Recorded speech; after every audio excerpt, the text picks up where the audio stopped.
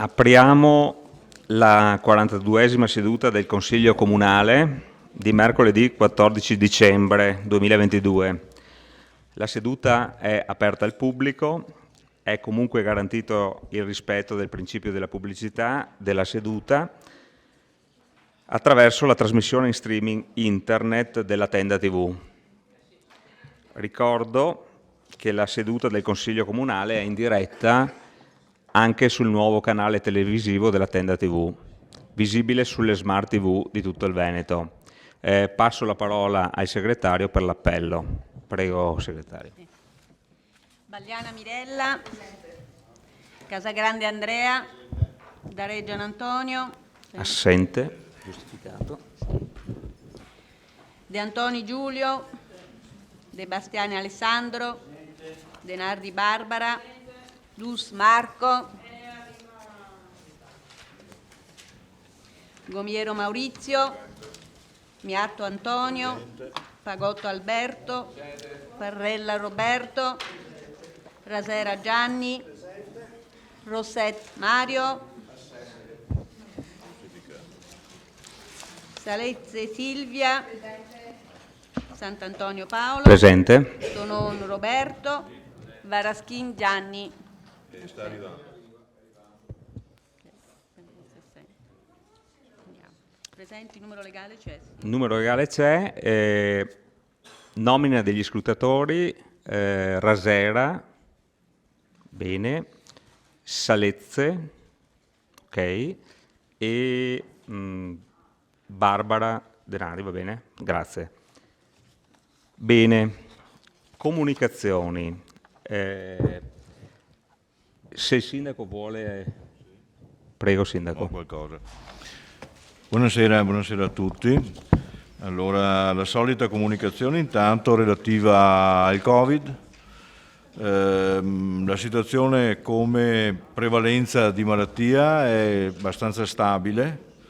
C'è un forte ricambio fra nuovi ammalati e vecchi. Quindi a elevata incidenza corrisponde una prevalenza stabile. I positivi questa mattina erano 9, stabile più o meno anche questo numero qua, e le classi di età vanno dal 32 al 56 come estensione delle età implicate. Poi comunico che ci sarà un evento il giorno 20 di questo mese che abbiamo organizzato assieme a Panathlon per riconoscere ai nostri atleti un premio per i risultati che hanno ottenuto in questa annualità qua. Ci siamo limitati a premiare gli atleti che hanno avuto successi in competizioni nazionali o internazionali. Per le altre il numero sarebbe stato eccessivamente elevato. E l'evento si terrà al Museo della Battaglia nella nostra Sala della Vittoria il giorno 20, ripeto.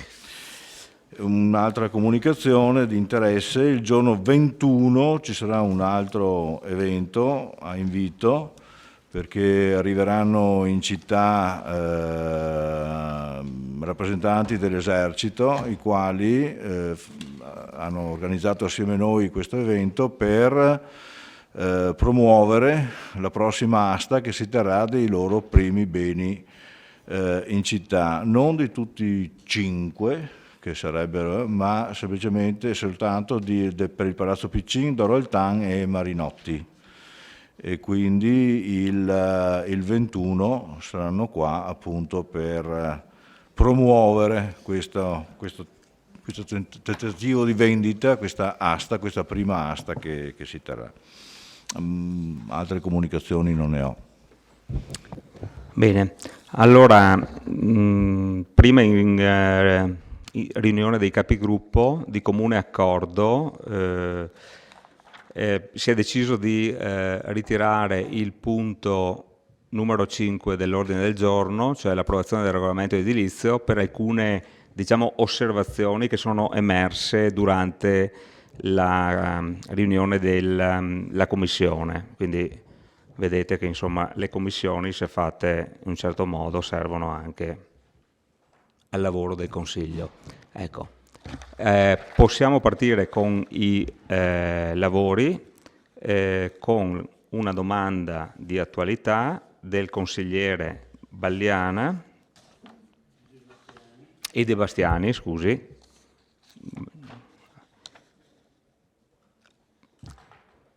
Prego, consigliere De Bastiani, illustri la domanda di attualità. Sì, a firma Alessandro De Bastiani e Mirella Balliana. Questa è una domanda di attualità del nostro gruppo consigliare. Premesso che lo scorso lunedì 12 dicembre il sindaco ha rilasciato delle dichiarazioni al quotidiano La Tribuna relativamente alla possibile acquisizione del Teatro da Ponte. Si domanda pertanto, poiché il sindaco ha affermato che, virgolettato, a me veramente non risulta che sia conclusa la perizia, quindi nessuna cifra al momento, chiediamo cosa manca per concludere la perizia. Perizia dell'ingegnere Stefano Pelliciari, depositata in municipio il 4 agosto di quest'anno, composta di 71 pagine. Alla pagina 13 dichiara che tanto doveva il sottoscritto, cioè l'ingegnere che ha redatto la perizia, ad adempimento dell'incarico ricevuto, dichiarando perciò implicitamente che la perizia, secondo lui, è completa. La perizia, inoltre, si conclude con il valore attribuito all'immobile. Chiediamo perché allora il sindaco ha dichiarato alla stampa che al momento non c'è nessuna cifra. L'importo della stima c'è ed è indicato in bella evidenza. Chiediamo inoltre perché il sindaco non ha messo a conoscenza i consiglieri comunali, perlomeno quelli della commissione competente, dell'esistenza della perizia a 5 mesi dall'avvenuto deposito. Poiché non c'è niente da nascondere, chiediamo perché a distanza di 5 mesi dal deposito della perizia il sindaco non affida al Consiglio Comunale il compito di valutare i documenti esistenti. Grazie. Grazie, consigliere De Bastiani. Lascio la parola al sindaco. Allora, in merito alla questione teatro, come ricorderete il tema era arrivato in Consiglio Comunale e ha fatto anche piacere condividere con tutto il Consiglio questa possibilità, questa opportunità che ci era stata offerta.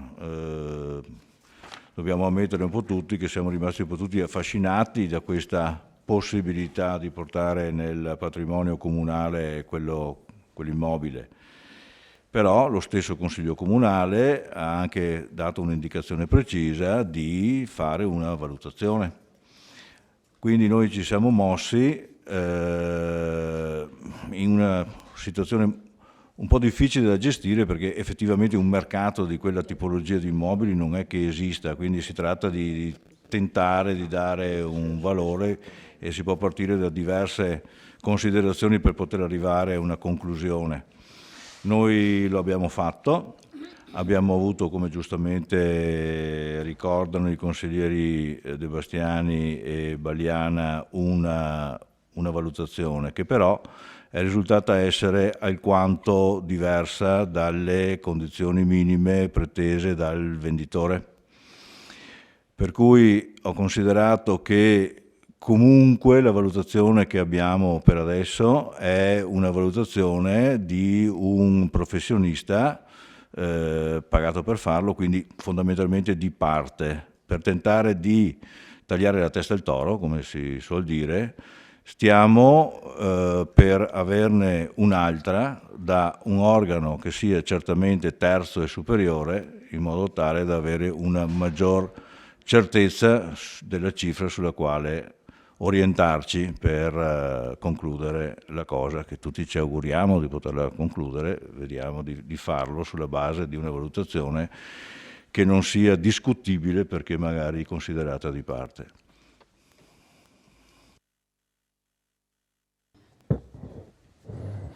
Bene. Consigliere De Bastiani, soddisfatto?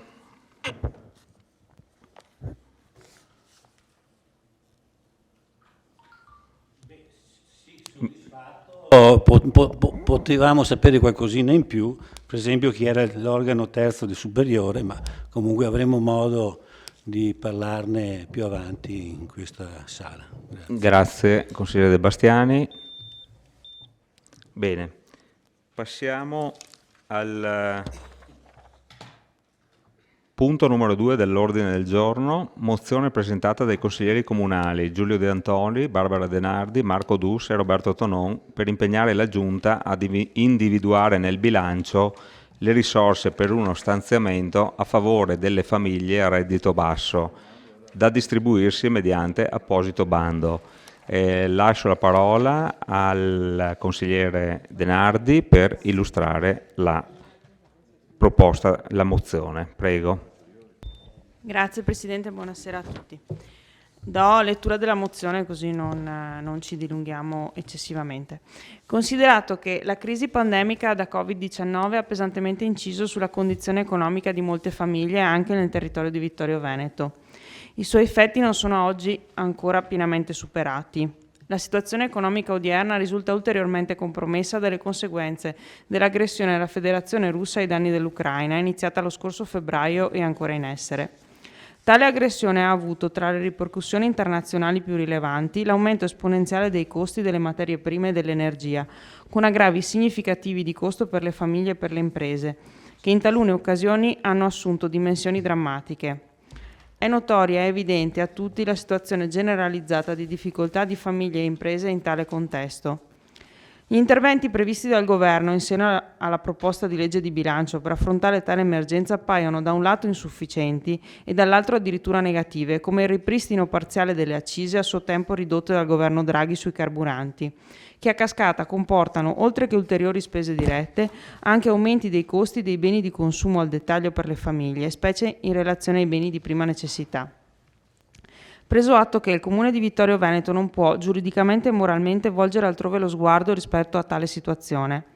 La legge quadro 328 del 2010, che disciplina la realizzazione del sistema integrato di interventi e servizi sociali, e il decreto del Presidente della Repubblica 158 del 2001, che definisce gli indirizzi strategici e generali, stabiliscono i presupposti giuridici e i principi ispiratori degli interventi propri dei servizi sociali a favore dei cittadini e delle famiglie, definendo anche a carico dei comuni tale competenza.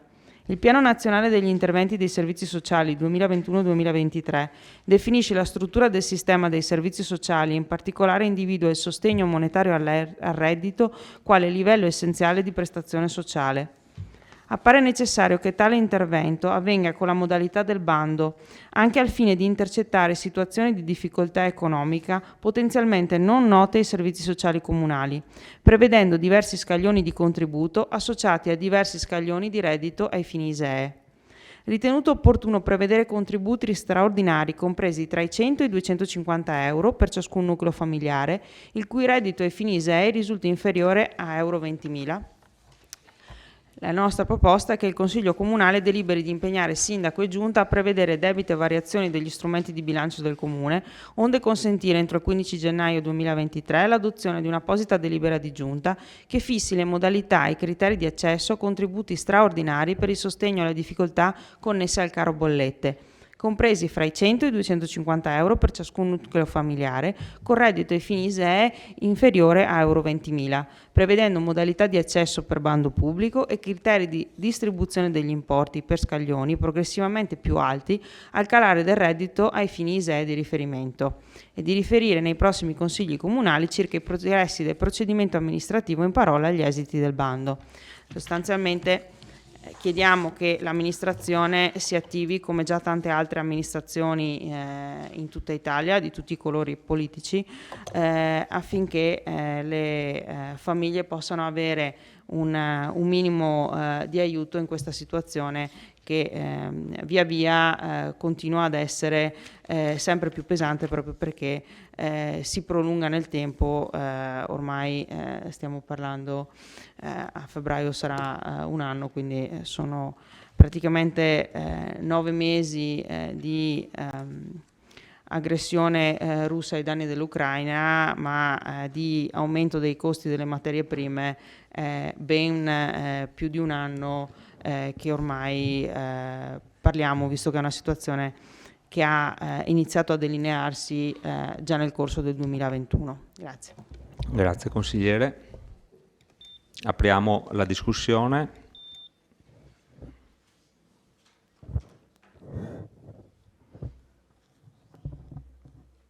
C'è qualche consigliere che si prenota?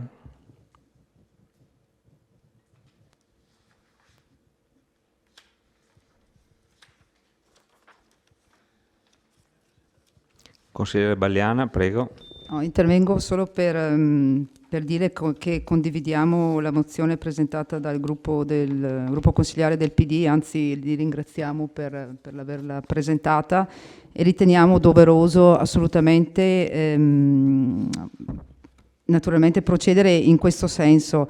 E ripeto, l'ha già detto il consigliere, molti comuni si stanno muovendo. Avevo visto anche l'intervista dell'assessore Posocco che dice appunto che l'amministrazione forse ci stava pensando, stava vedendo, e penso che effettivamente sia assolutamente necessario intervenire.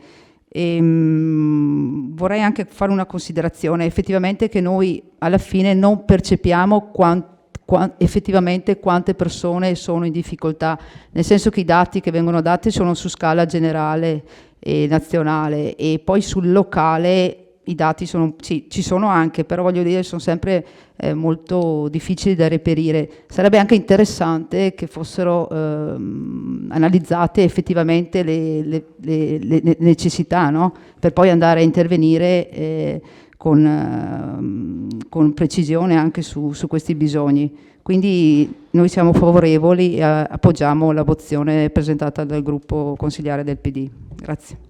Grazie, consigliere Balliana.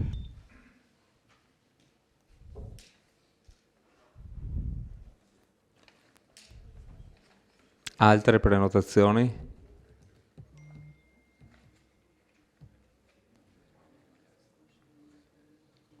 Consigliere Tonon, prego. Sì, grazie Presidente.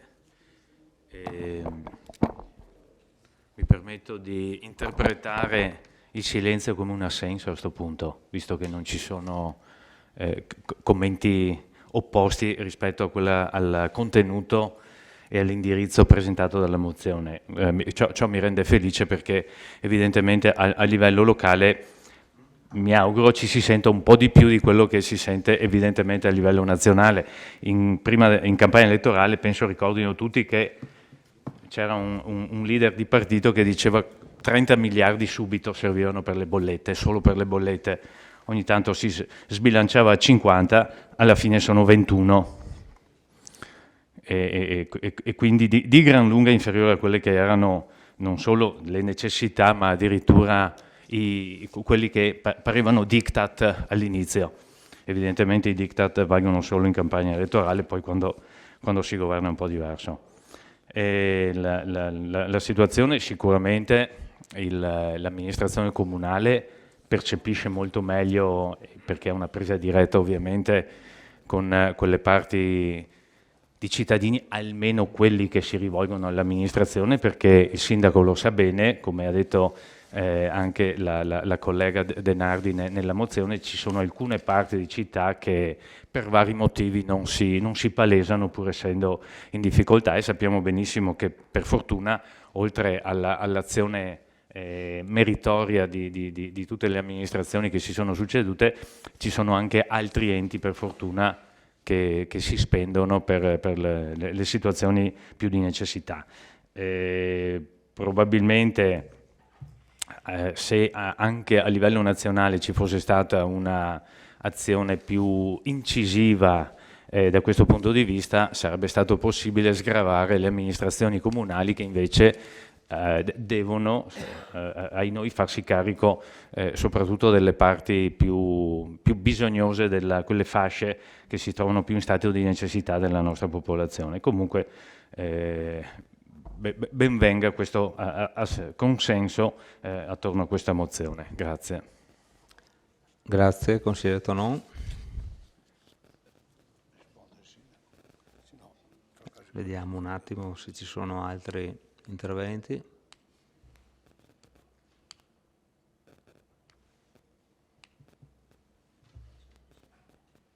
Non vedo altri interventi. Se il sindaco, vedo che il sindaco si prenota. Prego, sindaco. Sì, mi prenoto. L'argomento è estremamente serio e importante. Decisamente tutti ci rendiamo conto delle difficoltà che si possono anche nascondere, come diceva il consigliere Tonon, dove le conosciamo, già interveniamo, dove non le conosciamo, non le conosciamo. Comunque è un argomento che investe due aspetti, il sociale e l'economico naturalmente. Il mio assessore Posocco è in arrivo, era impegnato a Treviso in un evento che ci vedeva partecipi. L'assessore Caldart questa sera assolutamente non poteva esserci, ma appositamente mi ha lasciato anche una nota che cerca di indagare un pochettino quelli che sono i punti salienti della gestione di un tema di questo tipo qua. E scorro e do un po' di lettura a quanto lasciato dall'assessore Caldara, la quale vuole mettere intanto in evidenza il lavoro dei nostri uffici dei servizi sociali, che sono, lo sapete bene, molto attenti, molto impegnati nel gestire questo capitolo nostro che sapete quanti milioni ogni anno assorbe.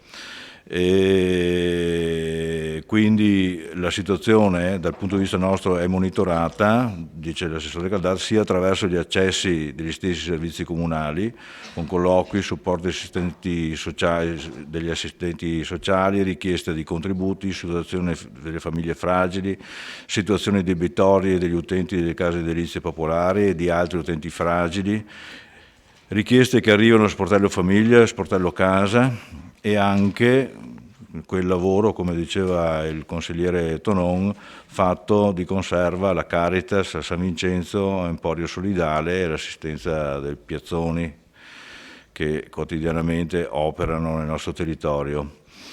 Quindi il termometro che noi abbiamo è abbastanza efficace, efficiente. Naturalmente non si può arrivare dappertutto, è capitato anche a me da poco tempo fa di conoscere le situazioni di gente effettivamente in difficoltà che non si era mai permessa di disturbare, no? È così, lo sappiamo.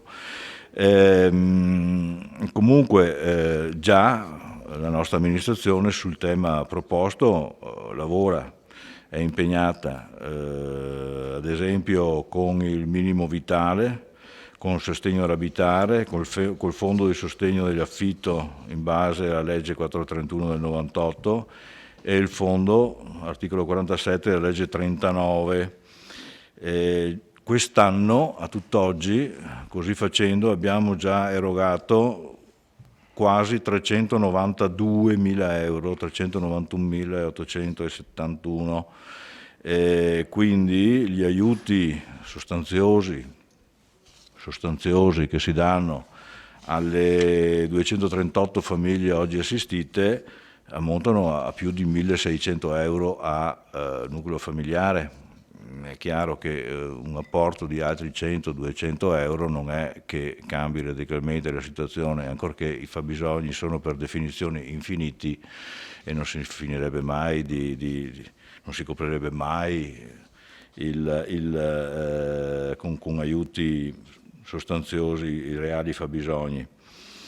Dal punto di vista economico abbiamo anche noi intenzione di integrare il più possibile queste cifre qua, ancorché non abbiamo un metro preciso di misura se andiamo a variare quello che è il limite ISEE attualmente valutato sui 15.000 euro, portarlo a 20.000, possiamo soltanto fare delle ipotesi che sono state sono più di 2.000 presumibilmente i nuclei familiari che hanno un ISEE sotto i 20.000 euro.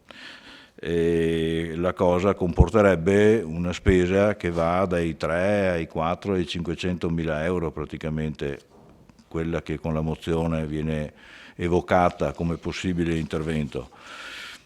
Sappiamo che il governo ha per le finalità ricordate l'intenzione, per adesso è un'intenzione, di spendere altri 500 milioni, non sappiamo se sarà realtà, non sappiamo quando arriverà, non sappiamo con che modalità di distribuzione questi potranno essere poi utilizzati.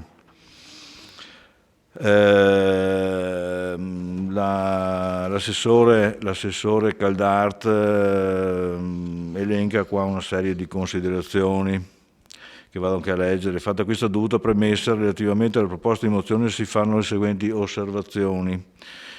Sostenere appunto va sempre bene, purché i fondi pubblici siano destinati correttamente e proficuamente, targetizzandoli a bisogni reali e dimostrabili. Infatti indicare generalmente famiglie con reddito fino a 20.000 ISEE può essere fuorviante rispetto all'identificazione esatta delle famiglie con bisogni particolarmente pesanti. Sappiamo che l'ISEE ha molte variabili che non necessariamente indicano situazioni di reale bisogno, tant'è che nelle nuove misure l'ISEE viene sostituito con il fattore famiglia, un nuovo modo di misurare i fabbisogni, che prevede nuovi parametri e dovrebbe essere più equo, più efficiente nell'indicare appunto famiglie economicamente fragili. Attualmente appunto si dice che con ISEE fino a 20.000 nel nostro comune si può ipotizzare che siano 2.000 i nuclei familiari, per cui il contributo minimo previsto dalla mozione comporterebbe una spesa di 300.000 euro in spesa corrente. Sarebbe bene anche se i 300 e i 250 per 2.000 si può ipotizzare una cifra del genere. È sempre ipotesi, si parla, è spesa corrente che poi bisognerebbe anche capire da dove tagliarla, siamo all'erba alta, sì. È un po' difficile definirlo prima. Il consigliere Denardi ricordava che molti comuni sono già intervenuti. Da un'indagine che abbiamo fatto a noi risulta che ancora a settembre solo Venezia si è intervenuta con interventi di questo tipo qua. Venezia è un altro comune rispetto a Vittorio Veneto. Comunque prevedere oggi un intervento a fronte di introiti ancora incerti, perché appunto il governo si è espresso che dovrebbe farne di maggiori rispetto al 22, non è una certezza, e quindi andremmo a aiutare con qualcosa di minimo, appunto di 100-250 euro, che non cambiano di molto la situazione di chi ha bisogno e che magari a parità di cifra potrebbe essere meglio utilizzata secondo altre modalità. L'assessore Caldart dice anche una cosa che c'entra un po' meno con questa ipotetica distribuzione, dice che avete insinuato che il comune giuridicamente e moralmente volge lo sguardo altrove rispetto alla situazione attuale, e questo pare ingiusto rispetto al lavoro consapevolmente attento, continuo, al monitoraggio e all'osservazione dei bisogni dei nostri concittadini che fanno i nostri uffici, che fanno i nostri uffici del sociale.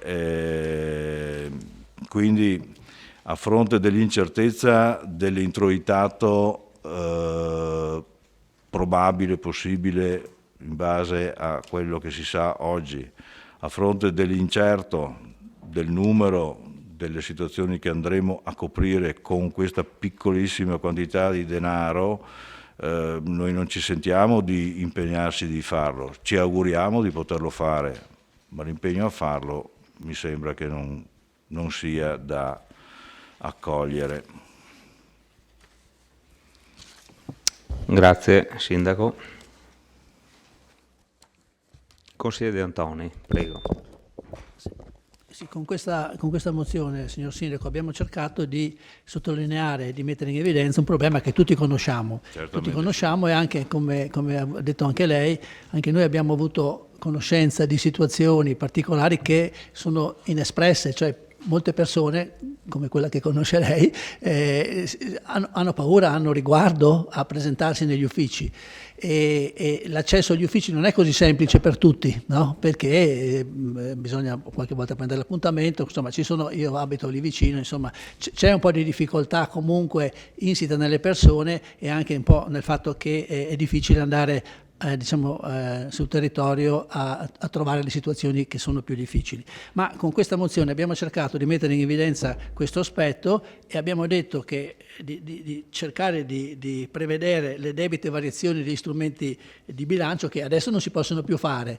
Adesso pensavamo che nel bilancio 2023, che è in corso di predisposizione, e poi avrete anche, quando verrà formato il bilancio, avremo anche dei dati maggiori da parte dello Stato su quali sono i trasferimenti, vi chiediamo di prendere in considerazione questo aspetto. L'ISEE a 20.000, gli importi da dare, cioè è tutto relativo, cioè penso che una volta valutati i numeri che lei ha, se invece che ISEE inferiore a 20.000 si fa ISEE inferiore a 15.000, però il problema è di intervenire, di far capire che l'amministrazione è attenta e viva, no? Su queste cose, perché poi il messaggio che passa è che su questi temi non si possa avere nessun aiuto, e invece non può e non deve essere così. Io ricordo che quando c'era il problema del Covid avevamo più volte pungolato soprattutto l'assessore al bilancio, no? Sii più generoso su queste cose, ci sono soldi, ci sono le risorse. Adesso non so alla fine come sia andata, se sono stati spesi proprio tutti, però effettivamente siamo stati gli ultimi a spendere dei soldi, quando forse il momento, no, ma quando c'era la situazione più grave era il momento di intervenire, perché a volte anche solo far sapere che l'amministrazione è presente credo che sia già un modo di rassicurare in qualche modo le persone che si trovano in queste grandi difficoltà. Quindi l'invito a lei, insomma, e all'amministrazione è quello di non dire di no, ma dire così: nel bilancio che stiamo per preparare, che è il 2023, cercheremo di trovare le soluzioni in relazione a quella che sono anche i trasferimenti da parte dello Stato, cioè è inutile poi sovrapporre tanti interventi, sono d'accordo, però la necessità di questa presenza e di questa vicinanza alle persone che sono in stato di maggior disagio, secondo me come consiglieri e come amministrazione è il momento di esprimerla con forza. Grazie consigliere. Consigliere De Nardi. Grazie Presidente. Ho notato l'imbarazzo col quale il Sindaco ha riportato l'affermazione dell'assessore secondo la quale noi stiamo insinuando che il Comune volge lo sguardo altrove. È stato evidente il suo imbarazzo, Sindaco. Probabilmente sarebbe stato meglio, visto che si è reso conto anche lei della inopportuna affermazione dell'assessore, lasciare stare e non ripeterla proprio, perché noi non abbiamo insinuato proprio niente, abbiamo semplicemente detto che riteniamo che il Comune di Vittorio rispetto a questa situazione non debba volgere lo sguardo altrove, punto, non abbiamo insinuato proprio niente. A me sinceramente che mi vengano attribuite insinuazioni quando non le faccio dà parecchio fastidio. La cosa che mi fa contenta è che evidentemente lei, che ha letto la mozione e che ha visto la frase cosa ha scritto, il Comune di Vittorio Veneto non può volgere altrove lo sguardo. Noi non stiamo insinuando che voi lo stiate volgendo altrove, abbiamo detto che non lo possiamo fare, punto e basta. Sono contenta di notare l'imbarazzo col quale lei ha riportato la frase dell'assessore. Dico solo questo. È imbarazzante invece che mi si venga a dire che soltanto il Comune di Venezia ha fatto questa cosa, perché io in questi giorni, con i tempi che ho io, perché non è che abbia tutto il giorno per stare a guardare in internet i bandi degli altri comuni, ne ho trovati decine di bandi di comuni fatti in questi mesi, ma non solo adesso, da maggio di quest'anno. Quindi venirmi a dire pubblicamente che fino adesso l'ha fatto solo Venezia, quello sì è un'affermazione che io mi sarei risparmiata fossi stato in voi. E vi faccio alcuni esempi, solo alcuni che mi sono stampata senza star là a fare un malloppone da 15 kg. Comune di Cascina, 44.000 abitanti in provincia di Pisa. Previsione ISEE inferiore a 16.500 euro, 2 scaglioni da 0 a 12.000 euro di ISEE, 150 euro di contributo, dai 12.000 ai 16.500 300 euro. 3 baseleghe, comune amministrato da Lega Salvini, 17.000 abitanti, giusto perché così capiamo che sono anche differenziati dal punto di vista e della grandezza e dell'amministrazione che li regge. ISEE inferiore a 22.000 euro, largheggiano ancora di più, contributo dai 250 ai 400 euro a seconda. Allora addirittura, siccome poi l'amministrazione avrebbe avuto tutte le facoltà di decidere come modulare la condizione economica, loro all'interno dell'ISEE differenziano anche a seconda se le persone siano fruitori di reddito di cittadinanza, abbiano familiari disabili, abbiano figli più o meno a carico, per cui fanno lo stesso lavoro che indica l'assessore come l'ISEE non è un elemento, un parametro sufficiente, il povero comunello di 3 baseleghe con la metà dei nostri abitanti l'ha fatto. Comune di Grosseto, non occorre che dica purtroppo per noi di chi è il comune di Grosseto, ha investito 400.000 euro, ISEE da 12.000 a 20.000, 300 euro di contributo che può essere aumentato a 3,50 se le domande non dovessero coprire tutto il plafond. Tanti comuni a questo proposito hanno deciso di fissare un plafond e quindi ridurre le domande o in proporzione tutte quante o in funzione dell'ISEE, lo ottengono solo quelli che hanno l'ISEE più. Quindi era una scelta che questa mozione non vieta all'amministrazione, si potrebbe tranquillamente fare. Busto Arsizio, Lega Fratelli d'Italia, ISEE limite 20.000 euro, contributi variabili dai 150 ai 450 euro, a seconda questa volta del numero di... gli scaglioni vengono fatti in funzione del numero di componenti del nucleo familiare. Casale sul Sile, visto che non era neanche tanto distante, potevate magari fare una telefonata. A proposito, sindaco, a settembre l'hanno fatto, visto che prima ha detto che a settembre... Casale, qua in fianco, faceva neanche tanta fatica a trovarlo. ISEE del nucleo familiare inferiore a 18.000 euro, contributo variabile dai 150 ai 200 euro in base alle domande ammesse, anche loro. Plafond non me lo ricordo sinceramente quale avessero fatto. Monopoli, Puglia, Fratelli d'Italia più Lega, 49.000 abitanti, 250.000 euro, 100 euro per ogni componente del nucleo familiare, aumentato di 50 euro per ogni ulteriore componente, fino a 300 euro. Quindi soglia massima dell'ISEE è 15.000 euro, sopra non possono chiederlo. 100 Ferrara, 35.000 abitanti, valore ISEE da 0 a 25.000, importo contributo diviso in 3 fasce inverse, da 400 a 200 euro. Budget totale di 100.000 euro.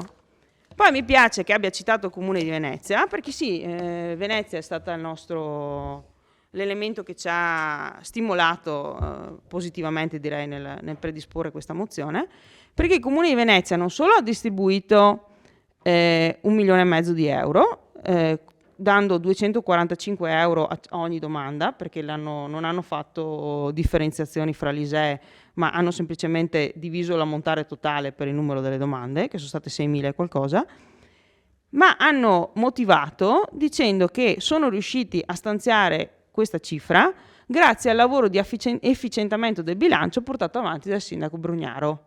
Quindi vuol dire che evidentemente loro si fanno lustro di essere riusciti a ottenere questo risultato. Tra parentesi, 260.000 abitanti a Venezia, cioè quasi 10 volte Vittorio Veneto. Dire che il Comune di Vittorio Veneto dovrebbe distribuire 500.000 euro quando Venezia ne ha distribuito 1,5 milioni, qualche numeretto comincia a non quadrarmi.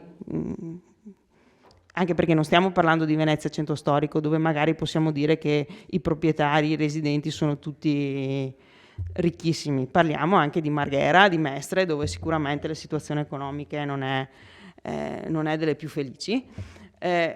mi pare un po' strano che le proporzioni siano 1,5 milioni di euro di Venezia, che ha 10 volte tanto i nostri abitanti, 500.000 euro Vittorio Veneto come previsione. Comunque in ogni caso ribadisco, Venezia ha 10 volte i nostri abitanti, non il triplo. Vabbè.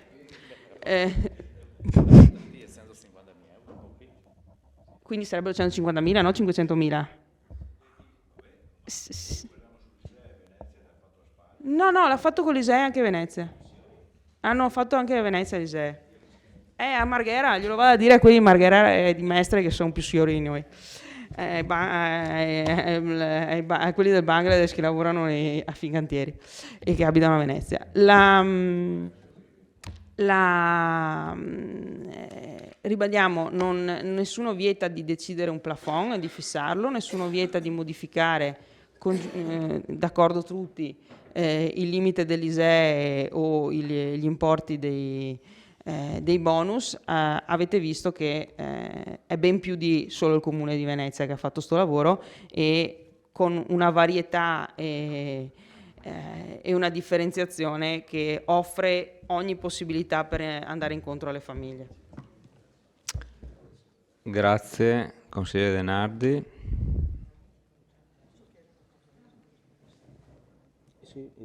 Prego, assessore. Allora, visto la disamina così accurata, volevo domandarle, consigliere, se per caso ha anche verificato se tutti questi comuni che lei ci ha portato come esempi virtuosi abbiano fatto tutte le attività e fatto tutti gli interventi che sono stati fatti nel sociale nell'ambito di questa amministrazione. Sì, un attimo, sì. Prego, allora, vice sindaco, prego. Sì, per essere chiari sui fondi, rispondendo al consigliere De Antoni, per i fondi Covid l'impegno dell'amministrazione è stato spenderli tutti e abbiamo speso 300.000 euro in più rispetto ai fondi ricevuti per aiuti. Tutto quello che abbiamo speso è stato prima chiesto, okay? Se potevamo spenderli per quei progetti. Mi risulta che altri comuni non abbiano fatto questo percorso, comunque non sono affari degli altri comuni, non sono problemi di Vittorio Veneto. E come aiuti diretti, alcuni dati al di là del sociale, di cui non ho i dati, alle sole attività produttive di aiuti diretti, non parlo delle operazioni sull'IMU, non parlo delle operazioni Cofidi, per dire che c'aveva un moltiplicatore, quasi 1 milione di euro di aiuti alle attività produttive e 170.000 euro alle associazioni. Okay, questi sono degli numeri fatti con con 2 bandi delle associazioni, 100.000 più 70.000. Ecco, quindi secondo me la gestione è stata oculata almeno, poi si può sempre fare di più, per l'amor di Dio, però 300.000 euro sono venuti fuori da fondi propri, non da fondi del bilancio. Grazie, prego sindaco per la replica. No, volevo replicare un pochettino anch'io. In Italia ci sono 8.000 e rotti comuni, mi pare di ricordare. Ogni comune fa il suo gioco, come meglio il prendere dei comuni che abbiano fatto questo bando che lei ha ricordato, bravissimi, ma voglio vedere se sono riusciti a fare tutte le robe che siamo riusciti a fare noi. Con i nostri bandi, come diceva l'assessore Posocco, ne abbiamo distribuito di soldi ben di più di quello che il governo ci ha dati per la questione Covid. Ricordiamo poi che se si parlava di quasi 400.000 del 22 soltanto per i problemi della casa, per i problemi degli affitti, per i problemi così, il totale del sociale del comune di Vittorio Veneto, lei lo sa bene, ci avviciniamo ai 4 milioni all'anno, quindi sul sociale già si spende tanto, abbiamo fatto di più di quello che ci era stato chiesto di fare con i finanziamenti dello Stato, se si può ne faremo ancora, studieremo i metodi migliori di farlo, ma ripeto, noi non ci impegniamo a eseguire quello che la mozione, io mi auguro che possiate apprezzare quello che si potrà fare, quello che cercheremo di fare, perché è etico provare a farlo. Grazie sindaco. Consigliere Denardi, consigliere Bagliana. Per fare solo una considerazione, effettivamente adesso siamo in una situazione di emergenza, cioè non è una situazione classica di famiglie in povertà, tra virgolette, che mi ha fatto riflettere il discorso che faceva il consigliere De Antoni. Ci sono parecchie famiglie che praticamente non si rivolgono ai servizi sociali perché per la loro dignità personale non se la sentono. Quindi io ho la sensazione che effettivamente non viene percepito tutto il necessario che dovrebbe esserci. Cioè, voglio dire, se ci fosse un bando sarebbe molto più facile per i cittadini fare la richiesta, perché è un bando del comune e secondo me è più, come si può dire, è più meno imbarazzante partecipare a un bando piuttosto che bussare.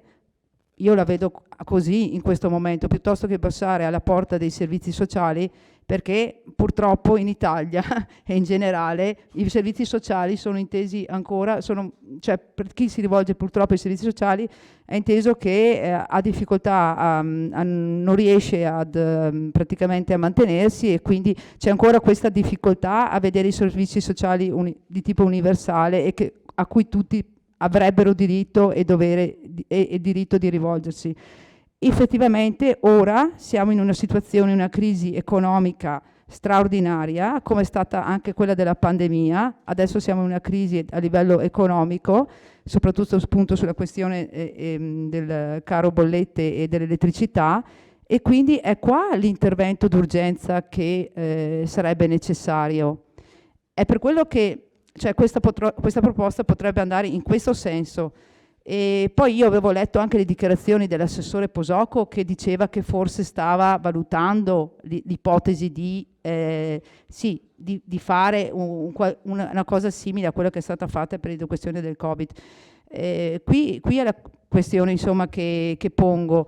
E, ripeto, secondo me non siamo in una fase normale, di normale amministrazione, ma purtroppo siamo in queste situazioni di crisi, e penso che tutti i soldi che si possono risparmiare da altre iniziative, anche iniziative di carattere, voglio dire, alle volte, frivolo, mi viene da dire delle volte, no?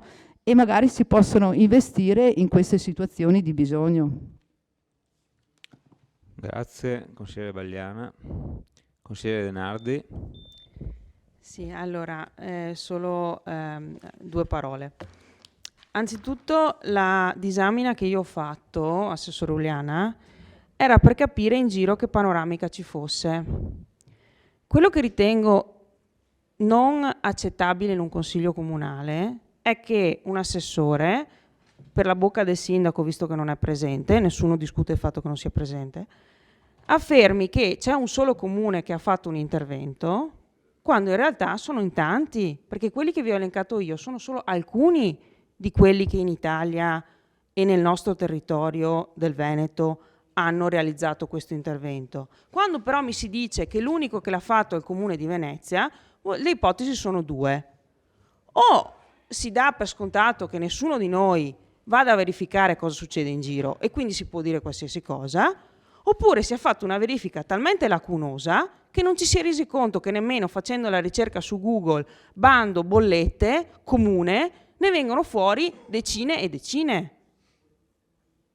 Tra l'altro, gli interventi dei servizi sociali elencati questa sera dal sindaco, che sono meritori e che nessuno di noi discute, perché qui dentro nessuno ha mai contestato l'operato dei servizi sociali di Vittorio Veneto.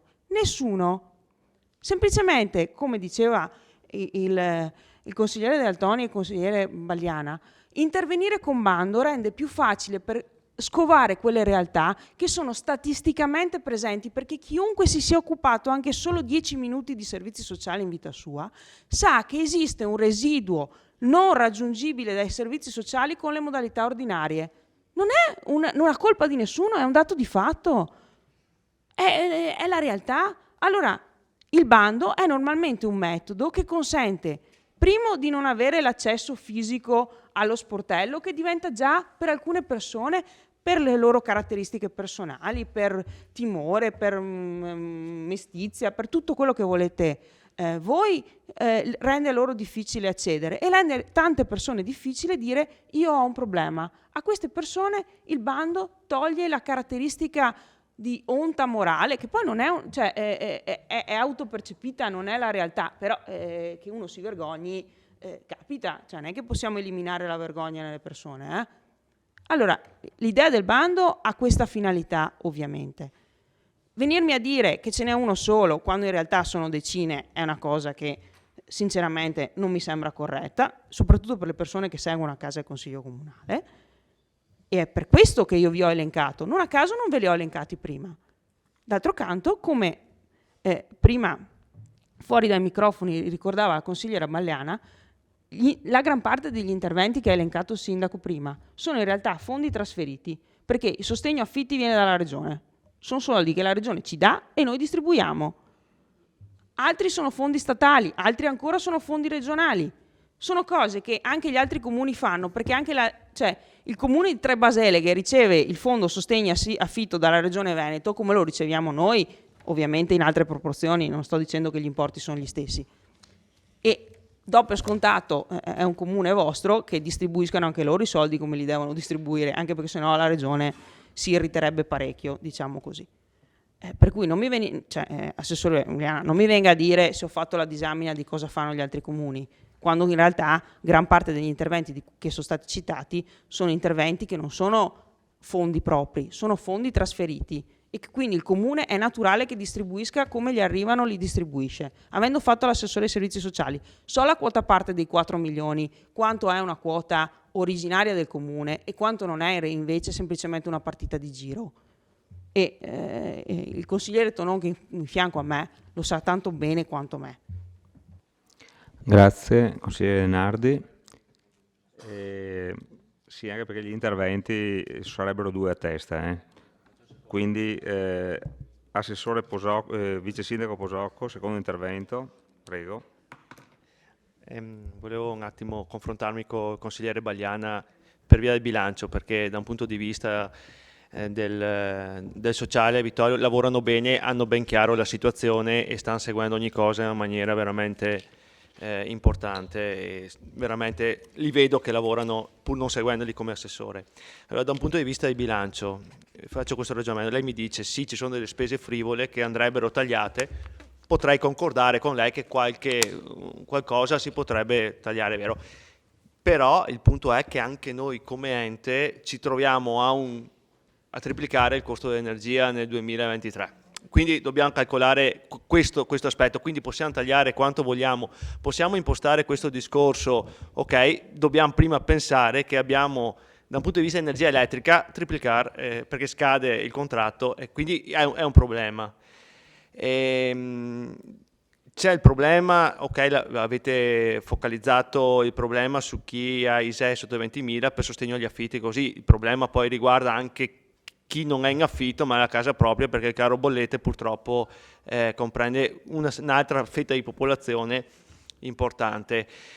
E da un punto di vista di assessore al bilancio mi auguro, sapendo che il problema è serio, magari non tutti se ne sono accorti, ma si accorgeranno magari più avanti, che da un punto di vista appunto di contributi, come è stato fatto col Covid, ci arrivi, e lo sapremo entro il 30 di dicembre, in teoria che la legge di bilancio verrà approvata, che ci permetta di mettere in piedi senz'altro questo tipo di interventi che sono utili senz'altro a una bella fetta della popolazione. Ecco. Quindi ragionando in questo sì, risparmiare ha ragione, però dobbiamo calcolare che abbiamo altre spese da coprire dell'ente. E non abbiamo fatto partite di giro soltanto, esatto, Sindaco. Grazie.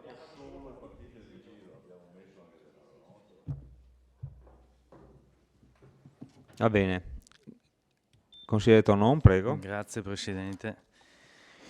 Devo dire che il discorso più saggio è fatto il vice sindaco dall'amministrazione, senza nulla togliere ovviamente a quanto hanno detto gli altri. Perché? Perché anziché dire ma la minoranza con la mozione insinua oppure avete guardato cosa hanno fatto gli altri, che non ha obiettivamente nessun senso, è stato molto più intelligente, se devo dire, e saggio, l'intervento del vice sindaco che ha detto sono d'accordo con voi, devo però pensare anche alla spesa pubblica, nel senso, siccome l'elettricità aumenta anche per me comune, e abbiamo già cominciato a tagliare, questo a onor del merito va riconosciuto, fra i primi comuni a cominciare a spegnere alcuni punti luce per cercare di contenere la spesa, valutiamo quanto ci costerà e se riusciamo. Sarebbe stato sufficiente dirlo subito dicendo, bene, prendiamo questa mozione e semplicemente prevederemo quando avremo i fondi statali, in modo da sapere quanto il governo, speriamo che faccia almeno come il governo Draghi, lo speriamo tutti ovviamente, quando il governo dirà quanti fondi ci stanzia per gli interventi comunali per le proprie spese, vedremo cosa ci resterà per poter fare. E la mozione era accolta senza nessun problema.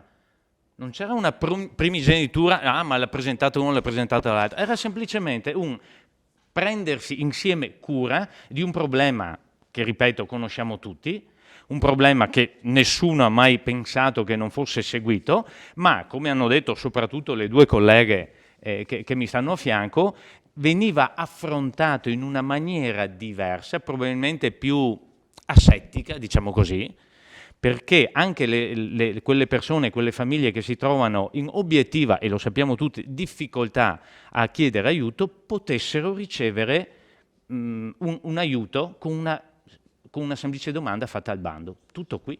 Non serviva stanziare 500 mila. Si poteva anche dire, l'amministrazione si impegna a verificare quanti sono i fondi, 10, 20, 50, 100, 200, quelli che pensiamo ci possono restare dopo il 31/12 ovviamente, perché va nel bilancio preventivo. Non serviva a dire, ma noi siamo bravi, ma cosa hanno fatto gli altri? Ma proprio no, una scivolata più unica che rara. Punto. Grazie, consigliere Tonon. Altri interventi?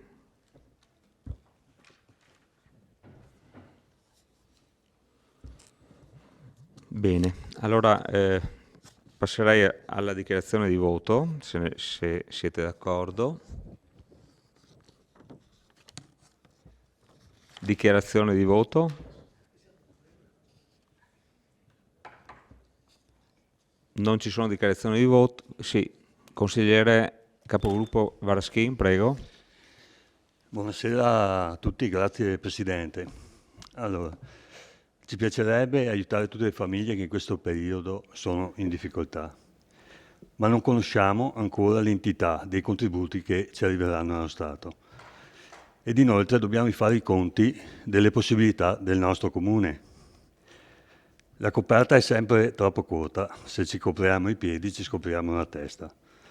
Quest'anno abbiamo aiutato 238 famiglie per un totale di quasi 400.000 euro. Il nostro assessore ha il polso della situazione, essendo ogni giorno sul campo e noi gli esprimiamo la massima fiducia. Per questi motivi il nostro voto sarà negativo. Grazie Presidente. Grazie capogruppo Varaschin. Consigliere Pagotto, che fa da capogruppo, dichiarazione. Buonasera. Prego. Come gruppo Liga Veneta il nostro voto sarà contrario, per il semplice motivo che non sappiamo come sia il nostro futuro economico neanche a livello amministrativo e abbiamo piena fiducia nei servizi sociali che in questo momento non ci hanno richiesto fondi ulteriori di quelli che ci sono. Grazie. Grazie capogruppo Pagotto.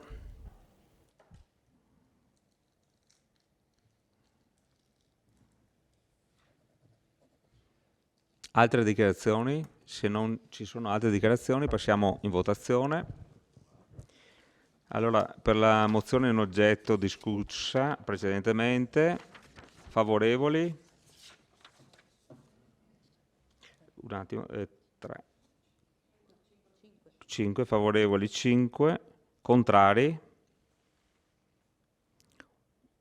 3, 6, 7, 8, 9. Astenuti? 0. Quindi la delibera la mozione non è approvata con Contrari 9, favorevoli 5, astenuti 0. Grazie. Passiamo all'ulteriore punto all'ordine del giorno.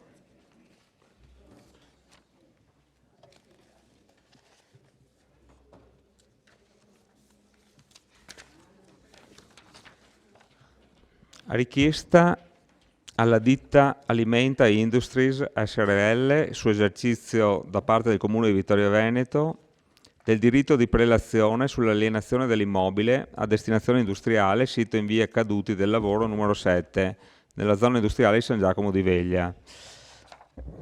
Lascio la parola al sindaco per illustrare la delibera, la proposta di delibera. Siamo di fronte a un passaggio d'obbligo, cioè siamo di fronte a un cambio di proprietà di un immobile industriale della nostra zona industriale, per il quale c'è l'obbligo di passare in consiglio comunale nostro per eventuali esercizi del diritto di prelazione.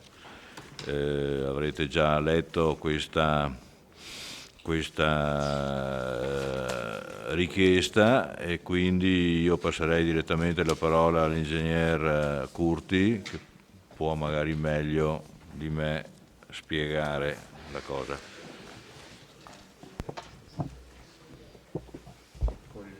No, per adesso no, grazie. Buonasera a tutti.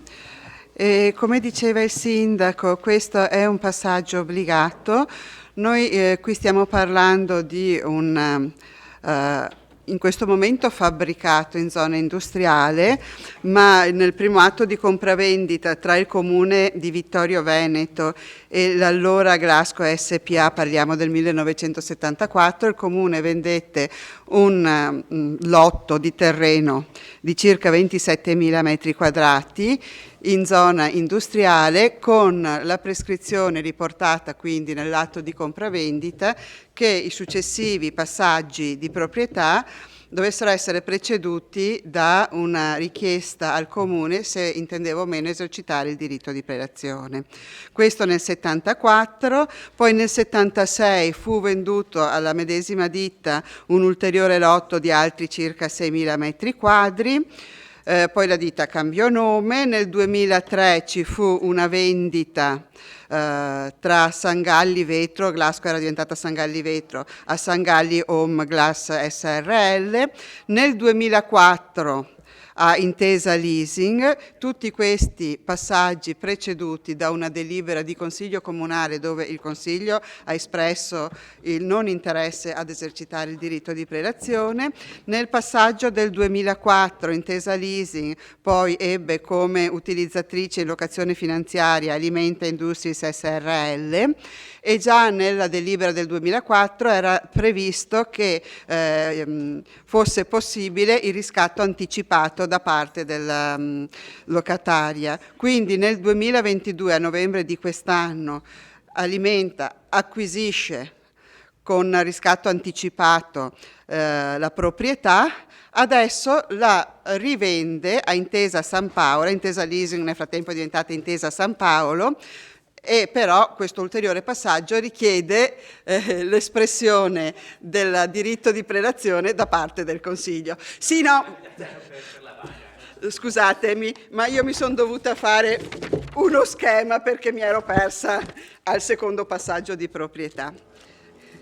Quindi adesso quello che viene chiesto al Comune, chiaramente nel primo passaggio dal Comune a quella che era all'epoca Glasco SPA si vendette un lotto edificabile. Nel frattempo il lotto è stato costruito, l'attività è in essere e la proposta di non accogliere, cioè di non esercitare il diritto di prelazione muove da due considerazioni. Da un lato che c'è un'attività in essere, quindi non è che il Comune si metta a fare l'industriale, dall'altro comunque la richiesta del prezzo di vendita è di 7.250.000 euro che non trova capienza nei nostri bilanci e non è previsto come spesa. Quindi questa è l'illustrazione della delibera. Grazie ingegnere.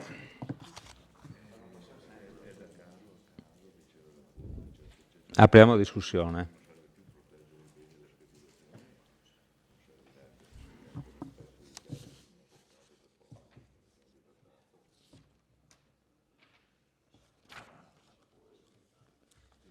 Ci sono delle prenotazioni?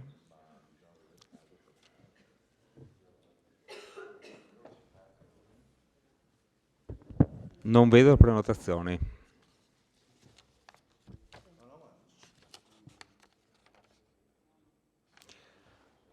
Se non c'è discussione, passiamo subito in votazione. Dichiarazione di voto? Qualcuno?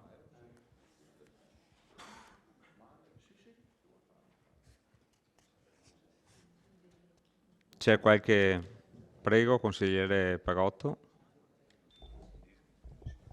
Sì, volevo un attimo capire, siccome che in commissione ne abbiamo discusso, che questo pezzo di terreno di proprietà ha fatto vari passaggi in Consiglio Comunale.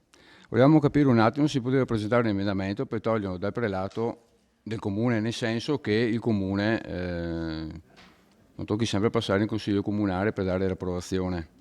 Non so se in questo caso è fattibile o no. Grazie. Posso fare un inciso? Prego, Sindaco. Posso fare una precisazione? Un po' in conseguenza di quella discussione ne avevamo parlato e assistiti anche dal nostro ingegner Curti, si era anche analizzato il perché era nato questo obbligo. Era un po' un obbligo contro speculazioni di chi avesse acquisito un terreno magari per poco e poi, non realizzando nulla, volesse speculare dopo anni nella sua rivendita, avendo avuto un beneficio iniziale e sfruttandolo per sé e non per lo sviluppo della zona industriale. Per cui si diceva che è vero, nello specifico c'è già un edificato, c'è già una cosa già eseguita, tecnicamente si potrebbe anche togliere, magari è da vedere caso per caso, poi perché ci sono ancora dei lotti, 1-2 mi pare ancora liberi, se anche in quel caso là sia da togliere o tenerlo come un'assicurazione contro la speculazione. Questo, ma comunque l'ingegner Curti può meglio di me. Grazie Sindaco. Consigliere Gomiero. A margine di questo particolare vorrei chiedere al Comune, all'ingegner Curti o chi è responsabile, quanti terreni abbiamo che sono in questa situazione di dover dare il diritto di operazione o capannoni o strutture che rientrano in questo senza dover impegnare, come ho visto stavolta, 4-5 pagine anche lei si è fatta una scaletta, perché è roba che ha 20, 30 anni, 40 anni, 50 anni, e 72 a 50 anni. 72 questo. 72 è iniziato il tutto, 50 anni, se è possibile, senza dover passare in Consiglio Comunale, sapere anche quanti ce ne sono di questi casi qua, perché adesso non so giuridicamente se possiamo o no dare in mandato alla Giunta senza dover andare in Consiglio Comunale per svincolare questi terreni qua. Non si può fare. Patrimonio. Vabbè, grazie. Consigliere Tonon. Prego, ingegnere. Allora, parto dall'ultima domanda, purtroppo non abbiamo un elenco, perché questo è un caso abbastanza atipico. Noi esercitiamo spesso il diritto di prelazione, ma su situazioni normate dalla legge, quindi sui PEP, sugli ERP, oppure banalmente sui fabbricati con un vincolo monumentale. Però queste sono tutte situazioni che la legge prevede e dà anche un tempo, a parte per il vincolo monumentale, entro cui decade il diritto di prelazione. Quindi per gli alloggi PEP, ad esempio, ERP, va dai 20 ai 30 anni, dopodiché non c'è più.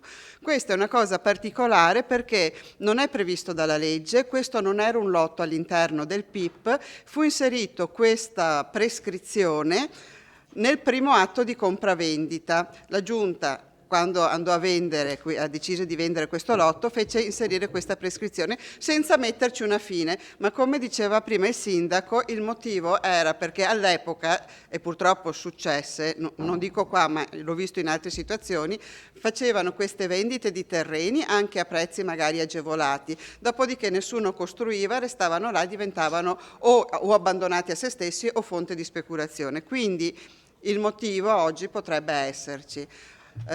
Penso al Consiglio decidere se dar mandato all'ufficio di verificare se ne abbiamo altri e fare un unico atto ricognitivo, oppure perché noi quando abbiamo affrontato questo, nonostante tutta questa ricerca e ricostruzione, non ne abbiamo avute presenti altre, perché magari è stato venduto negli anni 70, poi è stato rivenduto 10 anni dopo, ma non c'è la memoria storica, capisce? Oppure facciamo, perché questo, non essendo all'interno di uno strumento tipo un PIP o un qualche strumento attuativo, vive di vita propria, quindi si potrebbe anche decidere direttamente su questo e poi dovesse capitare un altro caso valutarlo. Questa però è una scelta, sì, tecnicamente è possibile l'una e l'altra cosa. Grazie ingegnere, prego consigliere Tornon. Sì, grazie.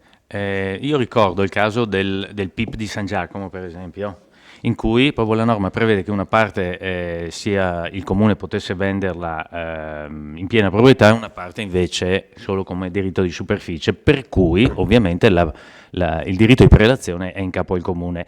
Anche uno per motivi, vado a memoria, come dire, di moderazione del mercato, come è stato detto, e dall'altro anche perché, fra virgolette, non si sa mai, non è escluso che il comune possa avere la necessità di, e quindi siccome ovviamente l'interesse pubblico viene prima dell'interesse privato, potrebbe accadere che in un certo momento, dopo 10, 15, 20, 30 anni, abbia la necessità di, e in un passaggio dice, beh, a questo prezzo mi conviene, me lo porto a casa perché è un vantaggio pubblico.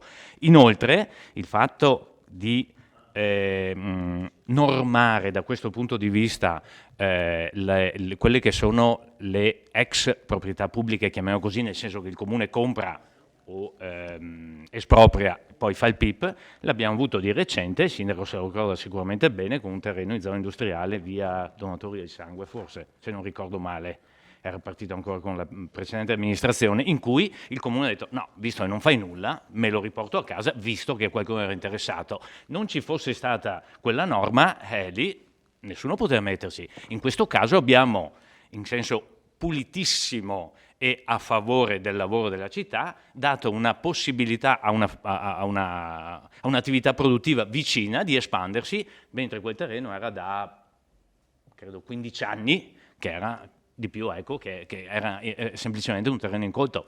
Per cui io prima di dire no, rinunciamo, cioè ecco, esatto, prima una ricognizione, dopo si può valutare se rinunciare, prima di rinunciare, anche perché si poteva fare, so che lo fanno anche con le case PEP, l'eventuale rinuncia ha un costo, sì, no che se lo dai gratis. Grazie. Grazie consigliere Tornon.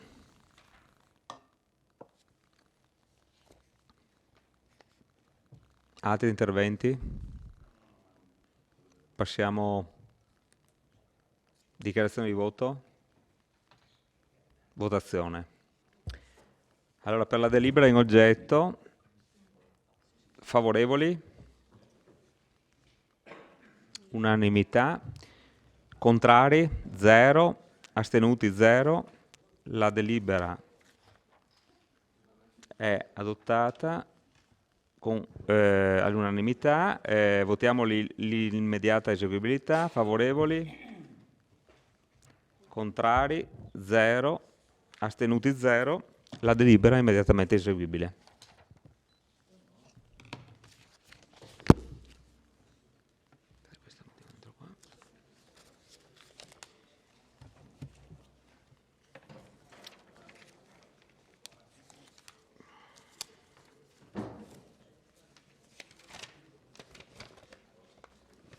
Un attimo che prendo.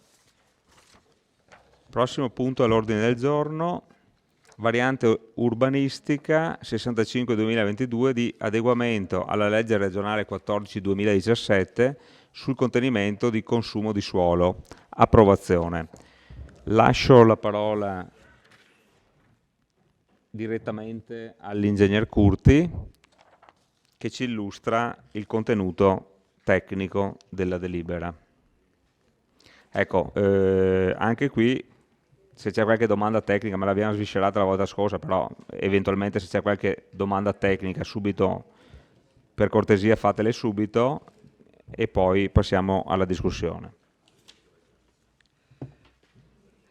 Dunque, a seguito della discussione che su questo punto si è tenuta nel corso del precedente Consiglio Comunale, abbiamo chiesto alla ditta che aveva presentato le 2 osservazioni su cui si è discusso di presentare un'integrazione secondo quelle che erano le indicazioni emerse durante il Consiglio, ossia di rappresentare in maniera più chiara i limiti dell'area interessata dalla seconda osservazione in particolare. Quindi la ditta il 5 di dicembre ha presentato questa integrazione dove individua l'area oggetto di osservazione, che è questa indicata con questo tratteggio rosso, su una planimetria che è quella del PRG vigente, dove vediamo la pista ciclabile e il tratto di pista, scusate vado un po' storta, ciclabile lungo la strada di, ma sono io che vado storta con le mani purtroppo, di progetto, che sono i famosi 3 metri acquisiti a seguito della transazione di un paio d'anni fa, e quindi è stata integrata in questo modo la seconda osservazione.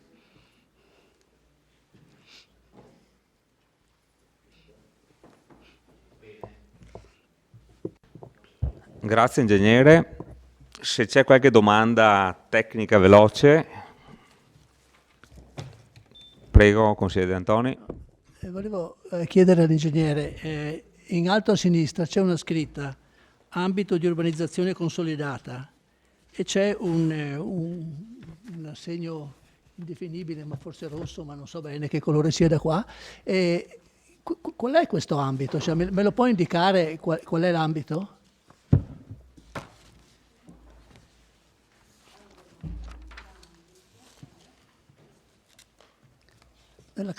Sì? No?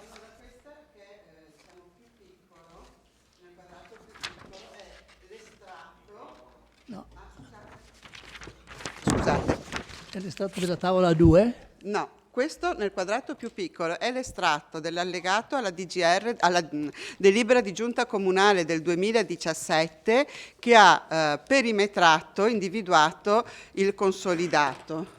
Quindi questo segno rosso che è stato riportato dalla ditta, perché non c'è sul nostro PRG, per chiarire l'ambito di intervento sulla planimetria allegata all'osservazione, è il segno rosso che noi vediamo sull'allegato alla delibera del 2017, riportato semplicemente su un'altra planimetria. Sì, ma nella variante non abbiamo riportato anche gli ambiti urbanizzati consolidati? Gli AUC famosi non sono riportati nelle tavole della variante, cioè A1, A2, A3. Certo. Se lei prende la tavola A2 non c'è questo ambito che lei definisce. Cioè quell'ambito lì non esiste, non ho trovato da nessuna parte quell'ambito, neanche nelle tavole che voi avete predisposto. Se lei può, per favore, far vedere la tavola A2, se non ce l'ha lei, io ho la cartografia, è un ambito molto più piccolo che comprende solo l'area che vicino, che riguarda adesso l'intervento che stanno facendo. Provi a guardare.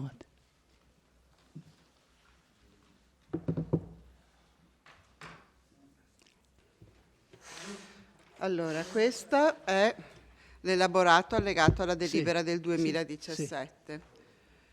Esatto, questo quello sulla destra è la tavola, credo, A2. Esatto. È esattamente la stessa cosa con una grafia diversa. Bene, adesso se lei prende però la tavola normativa 7, che non c'entra, ma che è citata sia nel vostro parere, sia nella richiesta dell'osservazione. Se lei riprende per favore quella tavola lì che le ho chiesto di farci vedere, vedrà che non è così. Perché ci sono all'interno di quell'ambito ci sono due comparti, il comparto 7A e il comparto 7B, che non sono riportati qui. Ma sono grafie diverse, hai riportato la stessa cosa con grafie diverse. Queste sono le grafie unificate, noi non possiamo fare il piano regolatore con le grafie le ho chiesto per iscritto con una mail, le ho scritto se per favore può presentare la tavola 7A, quella della tavola normativa 7A, che è questa, che mi ha stampato lei tra l'altro. Sono venuto in ufficio e lei gentilmente mi ha stampato, che era diversa dalla cartografia che lei aveva a disposizione, si ricorda?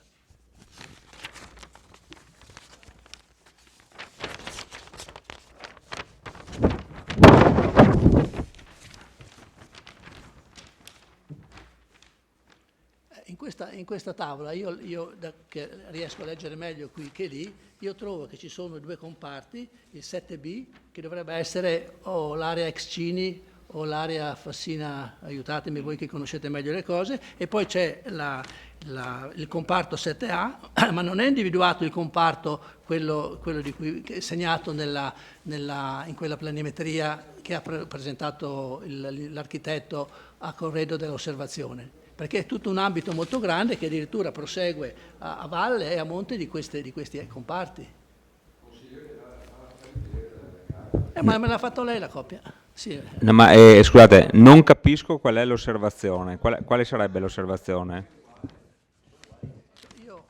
Non sono la stessa cosa. Cioè sì, ma il fatto che non siano uguali, ma la conclusione qual è? Se non sono uguali, quindi? Cioè che noi dobbiamo rispettare, credo, lo strumento urbanistico vigente. Non possiamo seguire sarà questo, penso, no? Non possiamo seguire le delimitazioni che ci fa l'osservazione.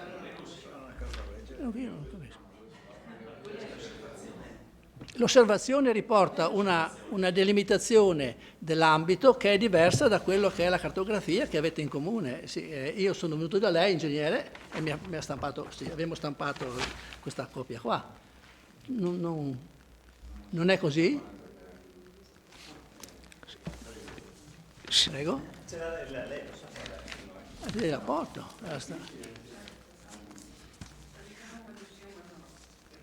Vabbè, comunque. Vabbè, non è fondamentale. No, il problema è che a scala diversa ci sono grafie diverse che rappresentano la stessa cosa. Quella che ho fatto vedere prima, quella della delibera di giunta del 2017 non segue le grafie unificate perché non era richiesto.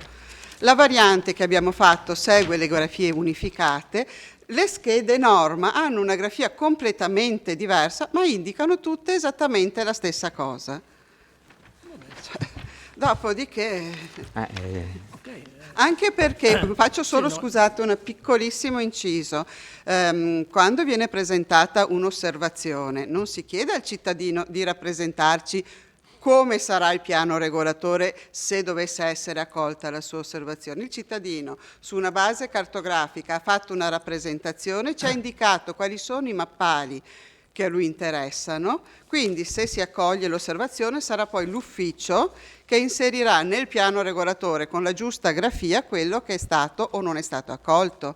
Non si chiede al cittadino di fare il pianificatore, deve essere chiaro quello che viene chiesto in modo che se c'è l'accoglimento l'ufficio sia in grado di trasferire sul piano regolatore o sullo strumento del caso con la giusta grafia. Sì, ho capito questo, però siccome sia il privato interessato che ha fatto l'osservazione sia l'ufficio nelle premesse della controriduzione dicono: visto il carattere di unitarietà di tale ambito, peraltro sancito dalla scheda normativa numero 7, che è quella che lei pubblica. Io non trovo che ci sia questo carattere di unitarietà di tale ambito e vedo che invece nella richiesta del privato è indicato con la linea rossa un ambito che non è riportato in nessuna cartografia del piano. Solo questo. Poi, Vabbè, è un'osservazione, capito, ma dico, l'ufficio tecnico esprime, no, visto che l'ufficio tecnico del comune esprime un certo tipo di lavoro che è opinabile da tutti i consiglieri, ma voglio dire, l'ufficio tecnico penso che in qualche modo sappia fare il proprio mestiere, no? Quindi se ognuno di noi ha un'opinione di come potrebbe essere fatto un lavoro. Ma io dico che, mi scusi, poi non insisto. Allora, io dico che l'osservazione presentata definisce un ambito che nella cartografia ufficiale del comune non c'è. Solo questo. Le ha anche spiegato il perché? Io non l'ho capito, ma lei, mi spieghi lei che l'ha capita. Sì, adesso glielo rispiego perché io ho capito questo, che non si chiede al cittadino che presenta l'osservazione. No, è questa. No, non è questo. Io ho detto che il cittadino ha individuato un ambito che non esiste, ma un ambito ampio che comprende tutta quell'area lì, che non esiste nella cartografia ufficiale. Questo ho detto. Comunque non è fondamentale ai fini della mia discussione. Ho chiesto. Sì, se non è fondamentale andiamo avanti con un'altra eventualmente domanda oppure con la discussione. Apriamo la discussione. No, domanda.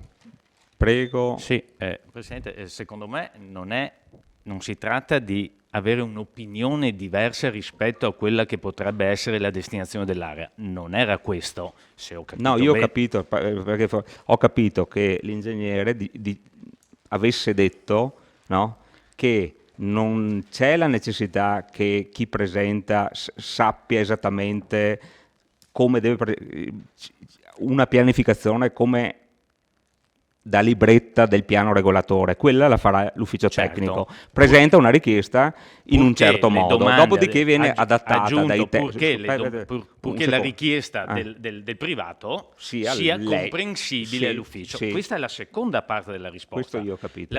Sì, ma se non ho inteso male io l'intervento del collega, diceva quello che viene presentato dal privato, che non è come vorrei fosse la mia parte, fa la fotografia di quello che c'è, quindi non serve interpretare, basta copiare o fotocopiare, è diversa da quella che emerge dalla pianta. Questo ma è ben diverso, non è come il privato, le indicazioni che dà il privato a. Sì, lei ha spiegato, se non ho capito male, che in base al tipo di dimensione, diciamo così, chiedo scusa se non uso i termini corretti, della pianta, ci sono colori diversi. Però in un allegato non risulta che tutta quella parte, diciamo, a sinistra, visto che la guardiamo da questa parte, della linea rossa sia ambito urbanistico consolidato. Non risulta? È quello il problema. Io ho capito così. O sbaglio? Probabilmente mi sono spiegata male e quindi chiedo scusa. Questo è l'estratto della scheda 7, che è l'unico estratto dove era chiaramente visibile il tratto di pista ciclabile di progetto. Su questo estratto il cittadino ha fatto un lavoro di riportare il perimetro del consolidato approvato da questo comune con la delibera di giunta del 2017, quindi ha portato un segno grafico in più proprio perché lui non sta facendo il cartografo e deve far capire di cosa parla. Quindi questo segno rosso non indica chissà quale ambito, è semplicemente la trasposizione a una scala diversa, quindi alla scala al 1000, di un perimetro fatto al 10.000 e allegato a una delibera del 2017. Su questo perimetro e su questa cartografia ha detto: a me interessa l'area che tratteggio qua. Quindi non è che sia andato a indicare qualcosa che non esiste, ha solo trasportato una linea che su questa carta non c'è, perché non può esserci, perché qua è prima a parte che non ci sarà neanche dopo, perché la rappresentazione del consolidato poi ce l'abbiamo nelle tavole a 1, a 2 e a 3 e non ce l'abbiamo nelle schede al 1000, ma comunque questa non poteva esserci sulle tavole vigenti, perché al momento il consolidato non è stato approvato, era stato approvato con quella delibera di giunta, quindi è stato trasferito ma solo per far capire dove siamo, non per altro, quindi. Grazie, ingegnere. Apriamo discussione, prego.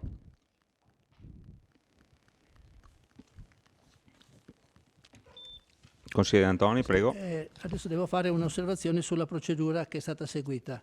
Anche questo avevo accennato all'ingegnere, ma diciamo non è stato preso in considerazione. Nella proposta di delibera che è stata presentata oggi in Consiglio, diciamo, la proposta di delibera è identica a quella di 15 giorni fa, solo che a un certo punto c'è un passaggio, vista l'integrazione presentata in data numero di protocollo. Non si fa nessun riferimento a quello che è successo nel precedente Consiglio.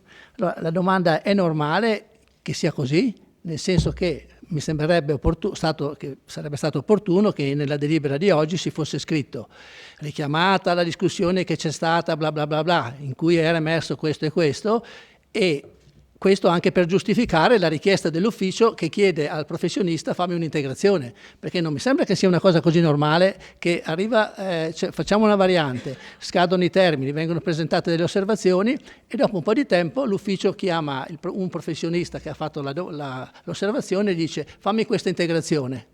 Non credo che sia una cosa... Ecco, allora mi sembrava che fosse opportuno per tutti che nelle premesse della delibera che oggi discutiamo ci fosse almeno questo richiamo che in qualche modo giustifica la richiesta che l'ingegnere ha detto stasera è stata fatta al professionista, giustifica la richiesta di chiedere al professionista fammi un'integrazione. Non credo che sarebbe stato altrimenti legittimo prima della discussione, come sembra avvenire adesso, prima della discussione che l'ufficio chiede al professionista e integra. Ecco, questo secondo me, avevo cercato di comunicare questo anche all'ufficio e poi sì, evidentemente mi spiegate perché non è stato messo. Deve rispondere il segretario, sì, prego. No, non è una risposta, l'inserimento può essere fatto, il riferimento alla delibera, volevo soltanto puntualizzare che il ritiro è stato votato, per cui è stato verbalizzato, è stato fatto un verbale che probabilmente ancora non avete visto. Non è pubblicato, non abbiamo ancora pubblicato, è stato fatto un verbale in cui si dice che è stato ritirato il punto e per cui esiste tutta la discussione, il verbale di discussione sì, infatti, esiste. Infatti nel verbale c'è. Il richiamo, se volete, potete... Sì, possiamo anche inserirlo. No, perché se precedente se uno legge la delibera, verbale, se uno legge la delibera che oggi facciamo e vede che è stata presentata un'integrazione che oggi abbiamo la conferma, è stata richiesta dall'ufficio, chiede che procedura mai è questa? Mi sembra che...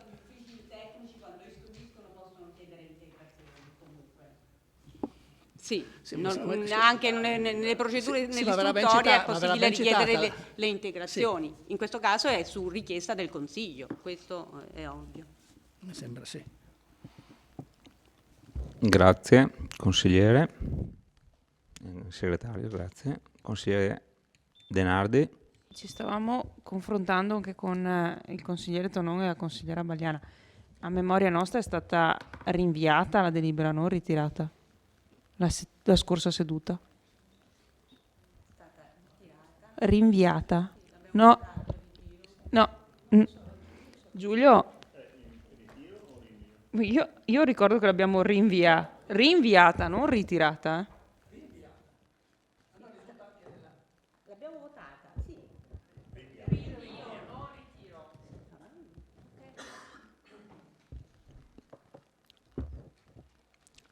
Altre osservazioni utili al proseguo della discussione? Consigliere Bagliana? No, io faccio fatica un po' a capire una cosa, ingegnere. Io una cosa non capisco. Se noi con la delibera di giunta del 2017 abbiamo mandato alla Regione una fotografia dello stato di fatto degli ambiti di urbanizzazione consolidata e quindi la Regione ha recepito quello che noi abbiamo mandato. Noi adesso stiamo e ci ha dato determinata possibilità di ampliamento di consumo del suolo. Okay? Adesso noi stiamo in questa variante, nella stessa variante, non solo recependo il consolidato, cioè la legge sul consumo del suolo, ma stiamo ampliando il consolidato, perché facciamo delle varianti al consolidato. Perché facciamo la variante qui, eventualmente, poi facciamo la variante a Villa Torres e facciamo un altro ambito in via Col di Lana. Quindi noi facciamo delle variazioni. Quindi la delibera del 2017 che abbiamo spedito in Regione Veneto non è più, se viene approvata questa variante, non è la stessa rispetto a quella che abbiamo mandato nel 2017. È quello che mi sto chiedendo. Sì, questo.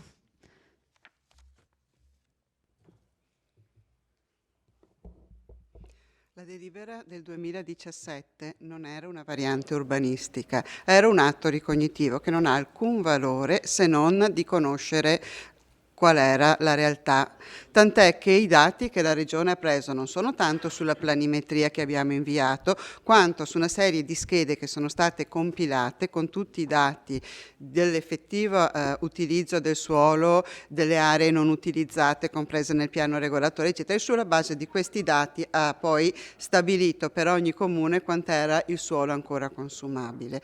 La legge 14 prevede esplicitamente che venga adottata e quindi approvata una variante al piano regolatore di recepimento sia del consolidato, della eventuale rettifica e modifica dei confini del consolidato che sono stati inviati in regione e dell'inserimento all'interno del piano regolatore degli ambiti degradati. Questo lo prevede la legge, quindi all'interno della variante di recepimento del consumo di suolo. Questi sono esattamente i contenuti che può avere questa variante. Grazie ingegnere. Consigliere Tonon.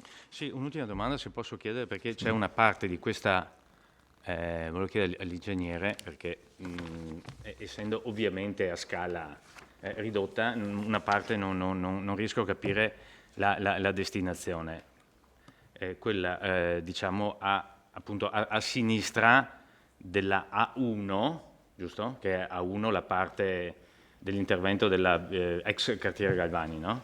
Posso farglielo vedere?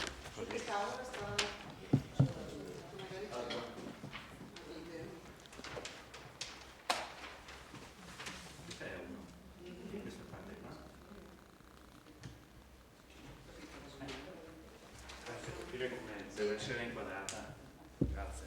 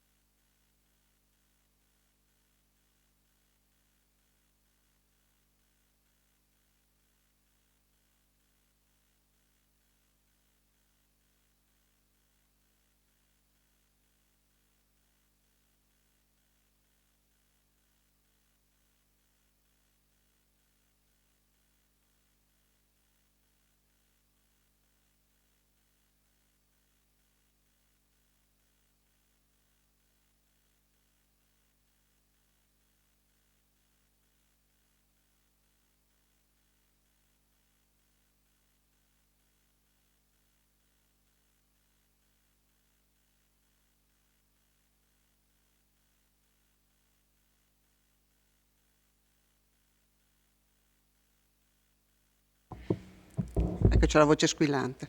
No, devo ammettere che non è facilissima la lettura di questa tavola. Allora, va letta in questo senso. Vedete i pallini verdi? Fidatevi, sono verdi.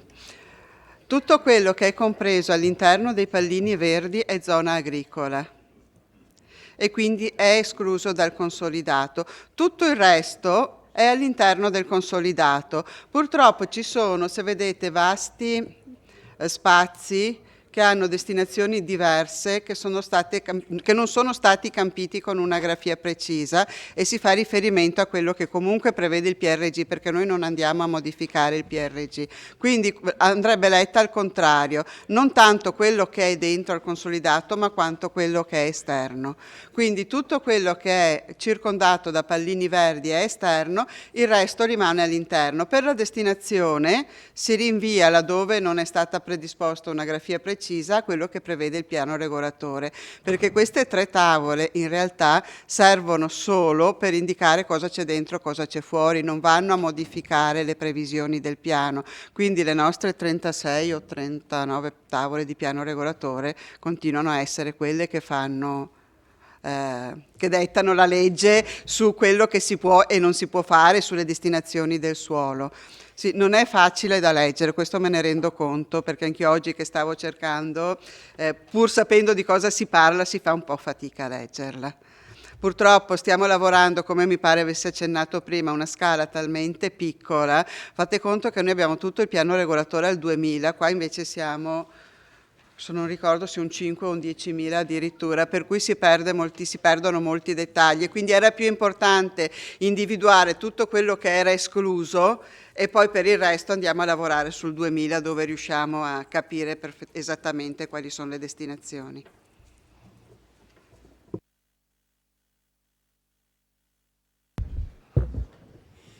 Altri interventi?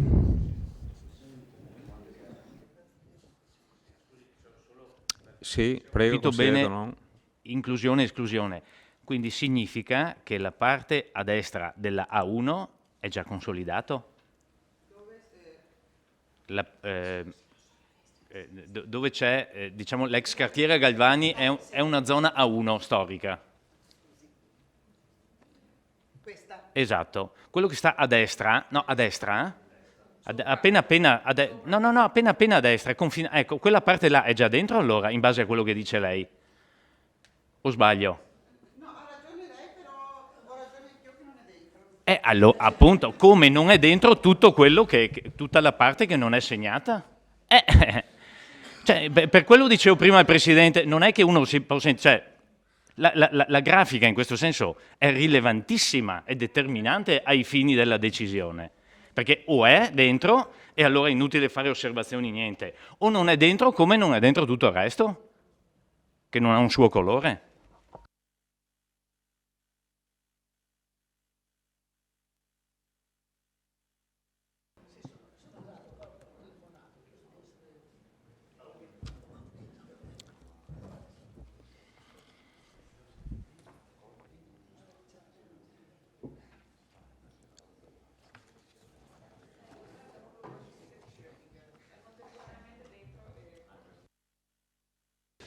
Consigliere Dus.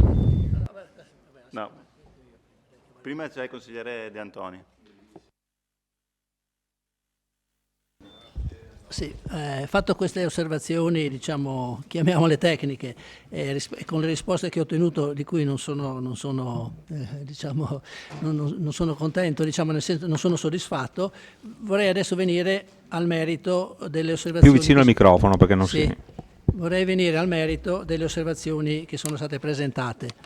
Nelle premesse delle osservazioni, dell'osservazione numero 2 in particolare, c'è scritto: visto il carattere di unitarietà di tale ambito, peraltro sancito dalla scheda normativa numero 7. Allora, io come mi sono fatto stampare la scheda, che adesso lì è presentata, dove io trovo il comparto 7A e il comparto 7B, che credo siano, come dicevo prima, l'area ex Cini e l'altro credo l'area Scottà Fassina.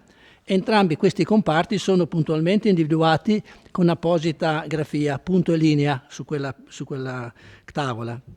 Viceversa, le aree oltre il fiume erano considerate autonomamente come insediamenti storici da recuperare. Il piano regolatore aveva anche individuato quale fosse la loro stretta area di pertinenza, qualificandola, come diceva il consigliere Tonon prima, qualificandola come zona A. Quindi, a suo tempo, la perimetrazione degli ambiti di urbanizzazione consolidata aveva confermato tale scelta, attenendosi scrupolosamente alla definizione sopracitata. Ne è la prova che l'ex cartiera Galvani ha ottenuto già nel 2014 la concessione e ha iniziato anche gli interventi di costruzione e li sta realizzando autonomamente rispetto a tutto il discorso dell'ambito. Allora, entrando nel merito, io credo che la descrizione dell'area riportata a giustificazione del parere tecnico favorevole è apparentemente una valutazione di buonsenso, del tutto estranea però alla definizione di legge e ai documenti che sono stati approvati. Se noi leggiamo con attenzione i contenuti del piano regolatore e della scheda normativa numero 7, il piano prevedeva il recupero, la riqualificazione e l'incremento insediativo delle aree produttive ad ovest del fiume Meschio, più prossime alla zona di completamento residenziale e alla viabilità. Il fiume Meschio, leggo quello che era riportato nel piano, confermava il proprio ruolo di limite naturale dell'edificato. Il recupero puntuale degli insediamenti oltre il fiume, ex cartiera Galvani, ex proprietà Brescacin Franzato, e la creazione di una fascia di verde di rispetto o tutelato, se ne è parlato anche l'altro consiglio, tra tali insediamenti e la zona agricola vera e propria destinata alla coltivazione. Questo aspetto è richiamato anche nelle controriduzioni che erano state fatte nel precedente consiglio. Allora, secondo me, cambiare arbitrariamente il perimetro che il piano regolatore aveva puntualmente definito con una logica d'insieme, che anche la perimetrazione degli ambiti di urbanizzazione consolidata aveva confermato, oltre a non essere in questa sede possibile, in questa sede di variante, non è tecnicamente corretto. Nega infatti la scelta del piano regolatore che aveva voluto contenere gli ambiti entro i quali si potevano eventualmente ricomporre i volumi esistenti ed aveva individuato un'area nella quale le costruzioni non sono possibili come filtro verso la zona agricola. Allora io che dico questo, ma quando poi anche gli amministratori mi ascolteranno, che se l'importante intervento di recupero... Bisogna che ascoltiamo il consigliere, giustamente, perché c'è un brusio.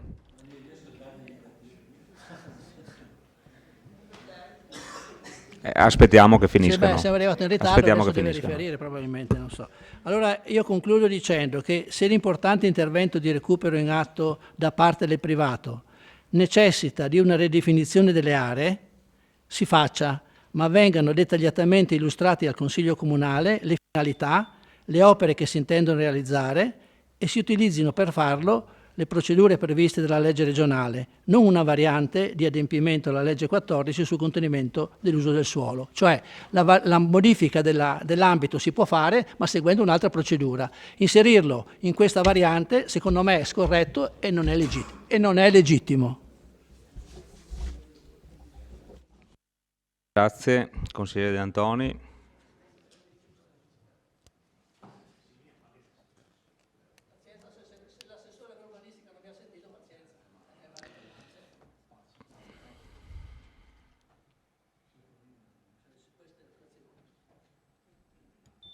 Consigliere Dus. Sì, buonasera innanzitutto.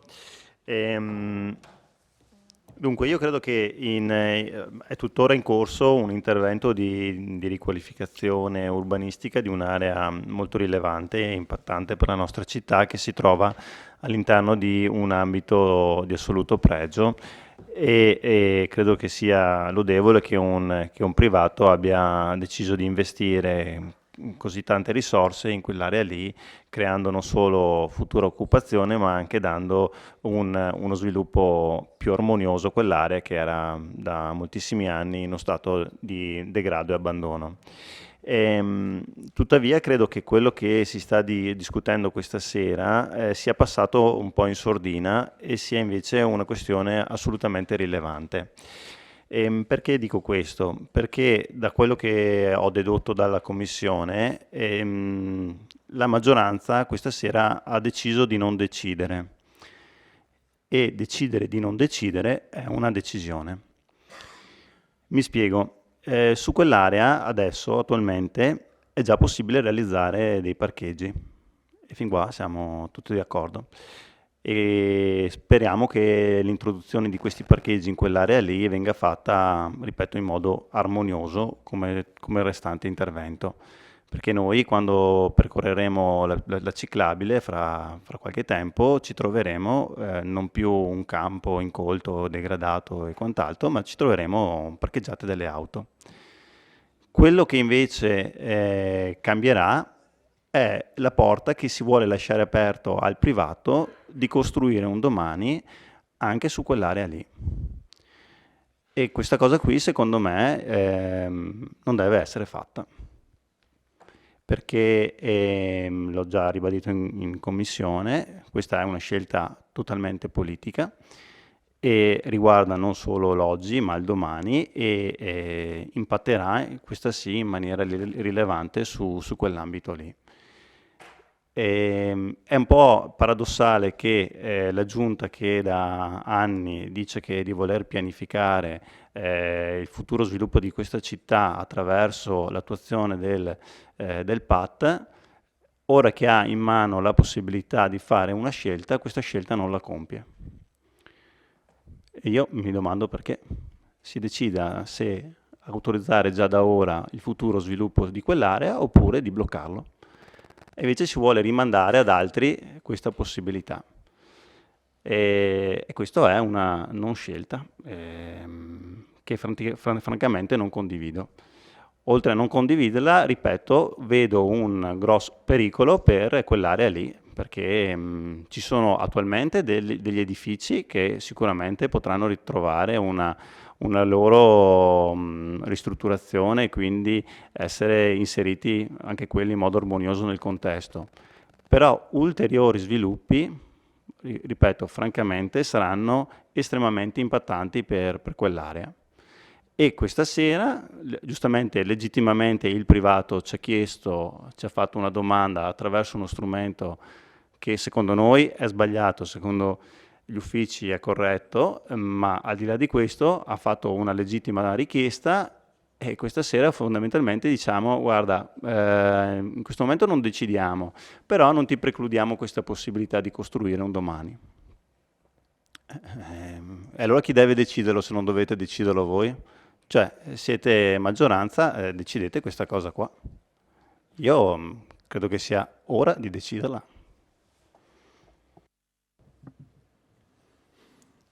Grazie, consigliere Dus, consigliere Tonon. Non è mio costume contraddire il mio capogruppo, mai fatto, però devo disilluderlo, nel senso che dice hanno già deciso, nel senso che se è vero quello che ha detto l'ingegnere dirigente, quello è già dentro. Perché lei ha detto tutto quello che non è escluso, quindi tutte le aree campite, le aree agricole praticamente, tutto il resto è già dentro.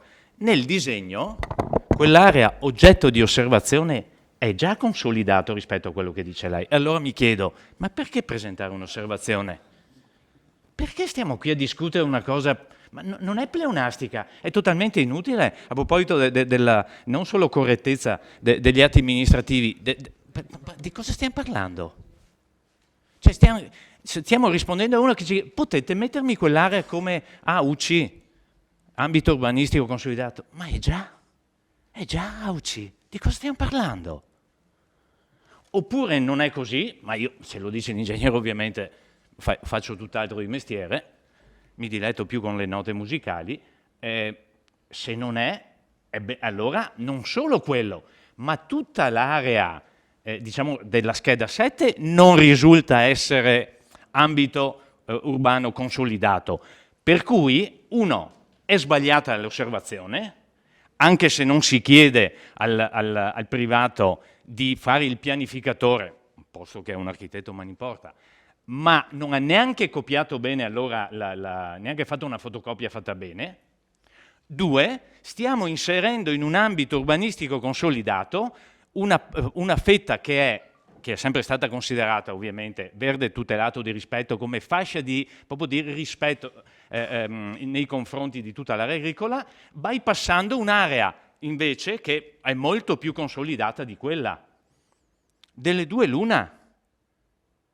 O stiamo, come dire, esponendo, o chi l'ha proposto vuole che l'amministrazione si esponga a andare oltre il fiume, tralasciando una parte, parlando, e qui sì ha pienamente ragione il collega Di Antoni quando dice ambito unitario. Ma quando mai unitario? Quando mai è stato unitario? Io mi ricordo benissimo la questione, visto che è stata ricordata anche in questo Consiglio Comunale del problema della pista ciclabile che risale credo all'anno 88, 87, 88 se non ricordo male, il mancato avvio di procedimento per l'esproprio per la costruzione della pista ciclabile, anche se collega Fasan, io non ero ancora qui allora. Ricordo bene perché appositamente erano state tenute anche per distinte, le due erano proprietà totalmente diverse, solo ultimamente si sono, da quel che si capisce, riunite. Erano sempre state distinte. Tant'è vero che nel 2014, non ricordo cosa aveva votato l'allora... ecco, erano d'accordo, abbiamo votato all'unanimità il piano di ristrutturazione, diciamo, di tutto l'ambito ex Galvani e i parcheggi, proprio per rispettare quelle che erano sempre state le indicazioni di tutela della parte est del fiume, quelle non ovviamente edificate. Era stato deciso nella parte del comparto, non so se è o B, comunque quello di Fassina e Scotà, di portare i parcheggi a servizio dell'ex cartiera a destra del fiume, cioè scusi, vabbè, guardando a sinistra del fiume, guardando la pianta, cioè nella parte già edificata, non portarli al di là del fiume, con ovviamente tutti i problemi che potete pensare di accesso per l'utenza, fra virgolette, privilegiata, quella automobilistica, ma con grave scorno ovviamente di quella invece debole, soprattutto la pista ciclabile, visto che da sempre si dice che è una delle piste ciclabili più belle che ci sono. Però ripeto, delle due l'una, o è già, se è vero quello che dice l'ingegnere Curti, è già ambito consolidato, per cui chiedo non di ritirarlo, mi chiedo perché l'avete portato, oppure non è ambito consolidato e allora non è solo quello ambito consolidato e non si parla mai di ambito unitario. Quindi le premesse citate nell'osservazione e anche nella controdeduzione sono palesemente sbagliate. Grazie. Grazie, consigliere.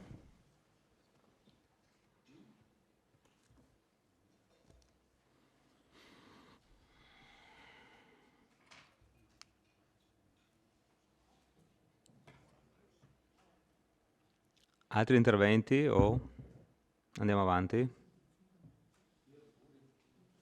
Prego, consigliere De Bastiani. Ero confuso prima e adesso sono in totale confusione. Perché? No, beh, io ringrazio e questa situazione di confusione va a sovrapporsi a dei dubbi che già avevo, no? E prima l'ingegnere, illustrando l'operazione, a un certo punto ha usato l'espressione: il cittadino ha detto a me interessa rientrare far entrare quella zona là nell'ambito consolidato. E allora quello che mi chiedo io, che mi ero già chiesto, qual è l'interesse, e se ce lo potete spiegare, forse è quello che ha già illustrato prima il consigliere Dus, l'interesse che ha il cittadino di chiedere questa variante. Una variante che va a sinistra del fiume Meschio, e tutto quello che va a sinistra a me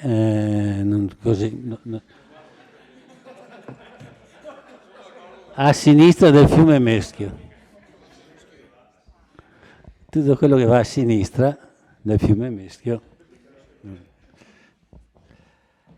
e quindi volevo sapere questo. E poi, richiamandomi a quello che nel punto precedente il consigliere Tonon diceva rispetto a quel utilizzo o meno, no? Diceva: se dovessimo togliere l'obbligo il diritto di priorità, non è a costo zero, no? Sì, la prelazione non sarebbe a costo zero, giustamente, perché c'è un vantaggio dell'azienda in questo caso. Qui invece mi sembra che questa operazione sia a costo zero per chi l'ha richiesta, no? E però appunto a mio avviso ci sono dei vantaggi. Allora mi chiedo se la legge in questo caso prevede che appunto l'operazione sia a costo zero, oppure se ci sia un minimo di ristoro, magari di €1, che ne so, di €1, da riconoscere per questo presunto vantaggio o interesse che il cittadino acquisisce con questa variante. E poi volevo ricordare che forse è passato assieme, noi votando questa riprendiamo tutta la delibera e quindi ci sono anche gli altri ambiti, quelli che avevamo discusso l'altra volta, sì, che non sfugga appunto, non stiamo votando solo questo, stiamo votando Porcilaia, area Savassa e Torres e basta, Porcilaia e Torres. Va bene, sì, ma appunto no. Anche la zona industriale, sì, si deve votare anche a quello. Sì, ma scusi, di questa variante. No, appunto, ricordiamoci che non è, perché la discussione si è giustamente incentrata su questo punto qua. La delibera è più completa, prevede anche altre cose. Grazie.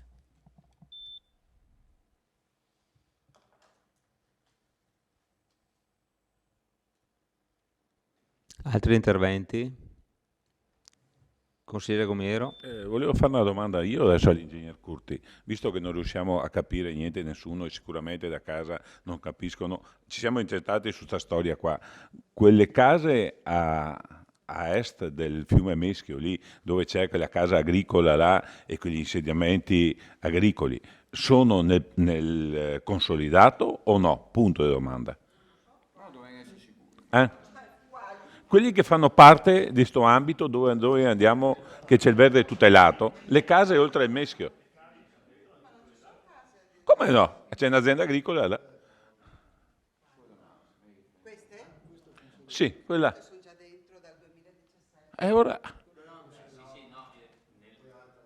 tutta la zona guardando a sinistra della pista ciclabile che secondo la definizione data prima è all'interno dell'ambito. Non le case sì sono d'accordo, ma anche il terreno. Ah, no, quello non è dentro nel consolidato. No, no, lo votiamo noi adesso. La variante. Siccome ha affermato tutto quello che non è, ha detto. Consigliere, Sì, grazie. prego. No, giusto per Sì. spiegarmi, perché sennò No, perché... rischio cioè, ho il timore di aver detto una cosa forse non del tutto completamente, no, diciamo. Allora, quando ho chiesto se questa area, visto che non è campita con un colore particolare, a parte le case che sono A1 storiche, ok? L'ingegnere mi ha detto che tutto quello che non è all'interno delle aree con i puntini verdi, cioè le aree agricole che ha fatto vedere prima, tutto quello che non è all'interno di queste aree agricole è consolidato. Allora, la parte, diciamo, guardando la pianta a destra delle case rosse, della Galvani in sostanza, ex Galvani, e fino alla pista ciclabile, non è all'interno dell'area agricola. Quindi è già, rispetto alla sua definizione, è già ambito urbanistico consolidato. E come no? Ma io non ha detto così prima.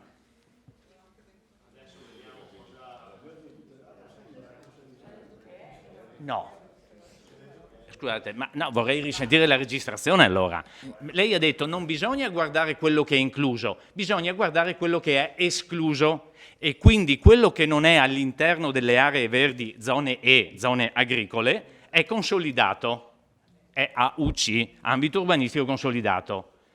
Ergo, la parte che sta guardando la pianta a destra, cioè ad est esatto, quella, non è all'interno di un'area verde, di un'area agricola.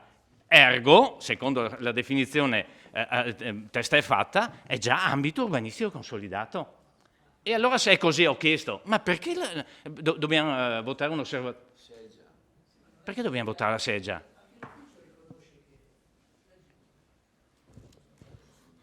Perché dobbiamo votare la seggia?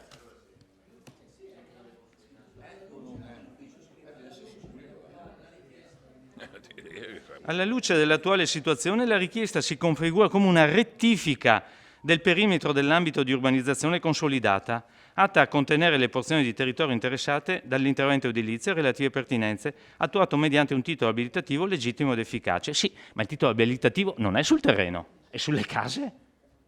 È sulle case il titolo abilitativo. Fra l'altro, una parte delle case, perché a meno che, non lo so perché non posso saperlo ovviamente, la casa colonica, diciamo così, non so se è già stata oggetto di richiesta, questo non lo so. So benissimo che lo è stata invece l'ex quartiere Galvani, ma questo non significa, siccome abbiamo dato una concessione, diciamo, allora tutta la zona diventa ambito urbanistico consolidato. No, c'era già.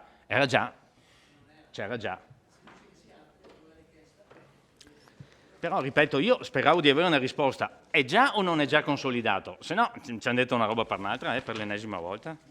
Allora, detta francamente, secondo me, approfitto, Presidente, così faccio il secondo intervento, si poteva tranquillamente, a parte chiarire prima le cose, ma si poteva tranquillamente, visto che la necessità è quella di aderire a quella, e questo l'abbiamo capito benissimo, visto che il Sindaco l'aveva spiegato la volta scorsa, aderire a quell'iniziativa in cui capofila il Comune di Conegliano, eccetera, per cui noi siamo obbligati a... Era sufficiente davvero fare semplicemente un mero recepimento, cioè una fotografia di quello che c'è, senza variarla però. Perché se noi, come si è capito benissimo, si è approfittato però se non l'ho letta male, la norma non dice individuare le zone degradate eventualmente, non normarle, parla di individuare. La norma è un'altra cosa, non è un'individuazione. Tanto per dire, visto che l'ha citata prima il collega De Bastiani, l'ex Porcilaia, io non so se paghino o non paghino IMU, mi ricordo che non pagano l'IMU, presumo perché non c'è un coppo che sia uno, quindi cubatura zero. Però lei assessore, visto che l'attività lì per sentenza del giudice non poteva fare più niente, ovviamente, non poteva più fare l'azienda agricola lì, l'allevamento. No. L'ha perso a causa che magari sì, ma visto che non ha più copertura, non ha più cubatura, se no avrebbe dovuto pagare l'IMU. Appunto, ma siccome proprio lei, assessore, aveva detto andiamo in riduzione di cubatura, come in riduzione? Se non è cubatura, regaliamo cubatura. Sì, ma scusi, l'ha appena detto lei che non pagano l'IMU perché non c'è tetto, se non c'è tetto non c'è cubatura. Ma quindi è l'ennesima cosa perlomeno imprecisa che si è detto. Ma 50 di cosa?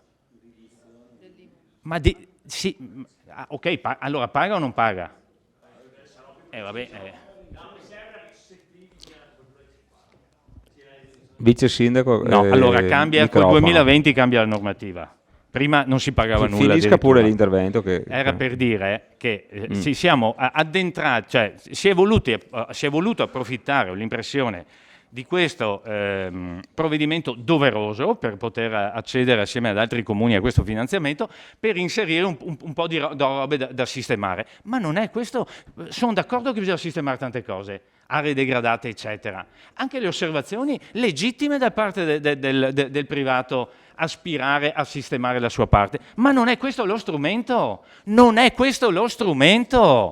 Si fa come per l'area Borca, che fanno il loro bel piano e lo portano. Qual è il vantaggio pubblico? C'è, non c'è, lo accettiamo, non lo accettiamo, punto. Qui no, qui si dà tutto per assodato, senza, fra l'altro, lo ripeto per la terza volta, capire è già dentro o non è già dentro.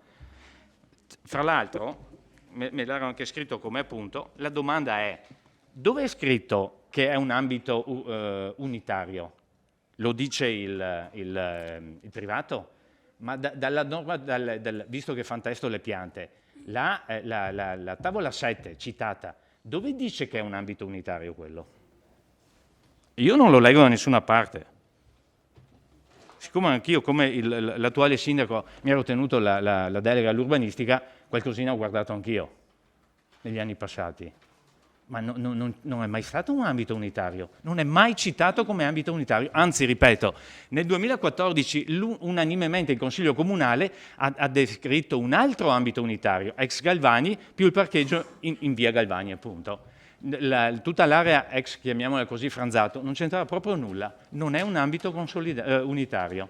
Invece qua, le premesse, è un ambito unitario. No, ripeto, se vogliamo siccome interessa a tutti sistemare anche urbanisticamente e ambientalmente la città, togliamo come dire, le modifiche che sono state fatte, facciamo, come prevede la norma, una mera ricognizione, quindi recepiamo quello che c'è. Con lo strumento adatto successivamente si fanno tutte queste variazioni, perché fra l'altro la norma, adesso la leggo, DGR 1366, 18 settembre 2018, quindi le premesse le leggo perché testuale, visto che è il BUR regionale, assessore Elisa De Berti per l'assessore Corazzari, eccetera. Tale adeguamento, parla della necessità di questo adeguamento, potrebbe comportare in prima analisi e in termini amministrativi la necessità da parte di ciascun comune di avviare una verifica di assoggettabilità, valutazione ambientale strategica, la famosa VAS, è un bel problemino, dello strumento urbanistico generale, adeguato ai contenuti della nuova disciplina in tema di contenimento del suolo, eccetera. Al riguardo, tuttavia, hanno fatto apposta questa DGR, va detto che nei casi di mero recepimento, non modifiche, non varianti, non accoglimento di osservazioni, perché si cambia, non è più un mero recepimento, di mero recepimento delle disposizioni della normativa regionale in parola, tenuto conto, eccetera, eccetera, non potrà essere inquadrata nell'ambito dei casi, non potrà che essere inquadrata nell'ambito di esclusione dalla verifica di assoggettabilità VAS. Benissimo, come ha detto, è riportato anche come si chiama, nella relazione tecnica generale, ma nei casi di mero recepimento, non di variazioni. Per cui facciamo il mero recepimento e poi con lo strumento adeguato ricuciamo tutte queste cose che sono da ricucire. Questa è la mia proposta, grazie. Grazie, consigliere Tonon.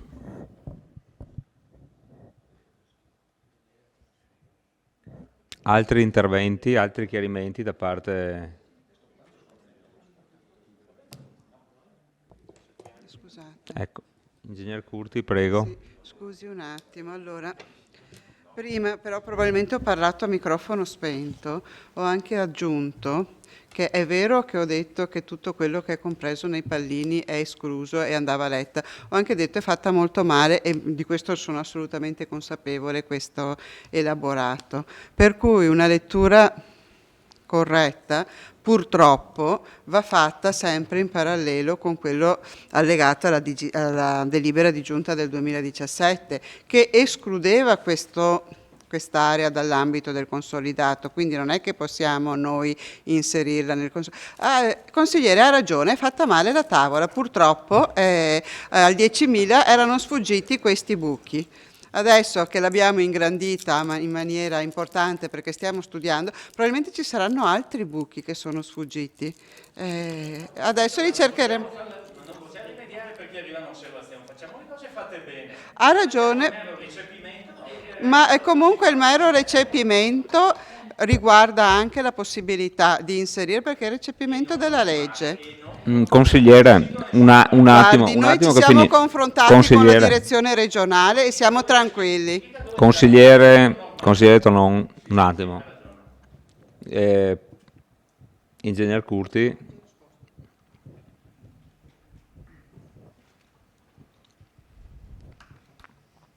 Bene. Ci sono degli altri interventi, consiglieri?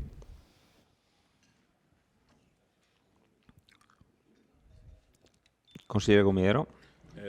Volevo solo fare un intervento personale di raccomandazione, visto che qua stiamo facendo raccomandazione, con la variante del DPR in discussione è stato individuato tramite un bando pubblico il 15 maggio del 22 quale albero degradato in via Collilana da assoggettare a interventi di riqualificazione urbana. La variante che stiamo per approvare porterà sicuramente, e speriamo quanto prima, la demolizione delle strutture esistenti, perlomeno noi tutti qua lo auspichiamo. In caso contrario si prenda buona nota che se nulla accadrà nella futura pianificazione si intervenga in maniera diversa al fine di ottenere la cancellazione, anche se legittima, del degrado. Cioè non possiamo obbligare 3 mesi, 6 mesi, un anno, dire tu butti giù tutto e fai e costruisci quello che noi ti lasciamo fare, però che gli uffici o chi è competente in questo mi vada a intervenire prima sul degrado e poi posso iniziare a costruire. Questa è un'osservazione che volevo fare io. Grazie. A riguardo di quest'area qua, se ci sono problemi che è verde tutelato e il resto rientra in nell'ambito, cari signori, qua bisogna prendere una decisione, dobbiamo votare sta roba qua, almeno noi in maggioranza le votiamo, sto perimetro qua, visto che è verde tutelato e i parcheggi li possono fare, perché è mia intenzione e anche nostra, ne abbiamo discusso parecchio nel PAT, che oltre il Meschio non si costruisca più, ristrutturerà tutto quello che è esistente e fabbricato, quell'area lì è verde tutelato, può fare i parcheggi anche domani mattina e rimane verde tutelato. Non so se i miei colleghi se la sentono, questa variante qua o questa ipotesi di variante non la votiamo. Grazie.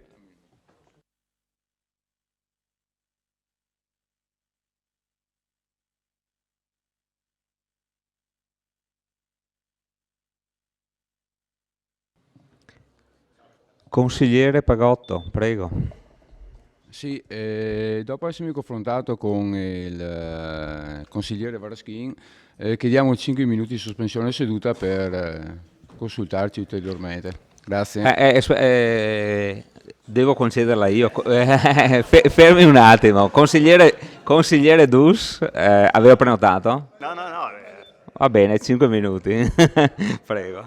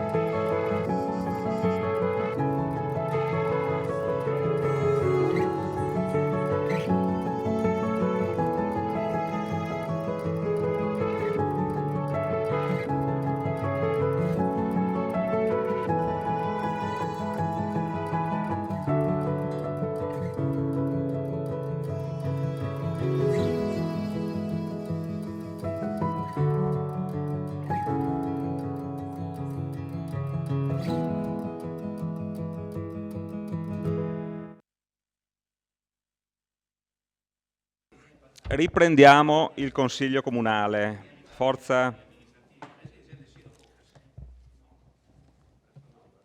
Forza.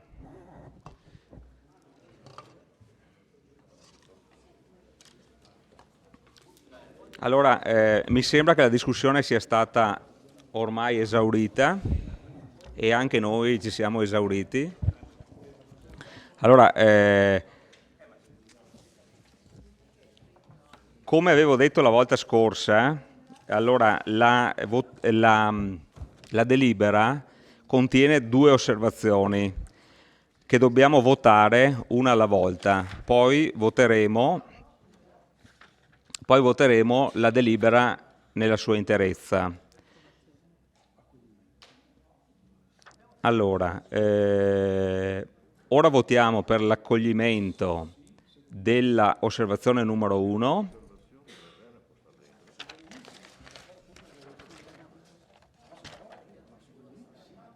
Allora, bisogna leggerla tutta o Allora, votiamo per l'accoglimento. La proposta è l'accoglimento.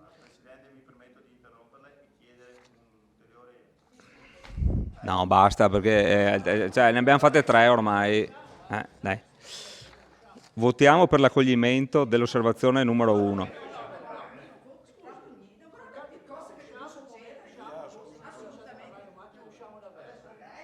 Ma scusate un attimo, abbiamo appena fatto... vabbè. Dai, 2 minuti allora, dai.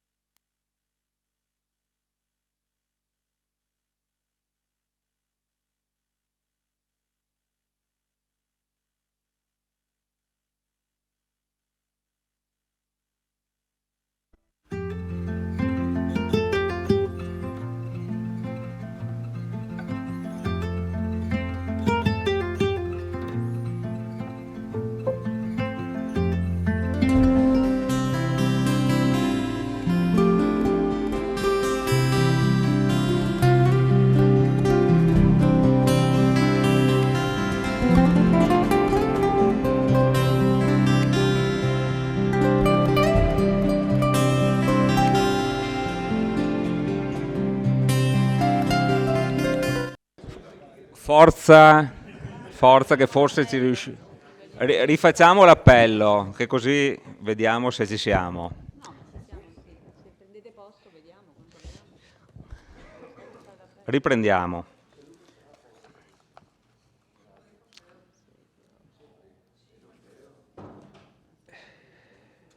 Allora, votiamo l'accoglimento dell'osservazione numero 1. Favorevoli? Dopo la dichiarazione. Ma che diverso? Ogni osservazione? No, non mi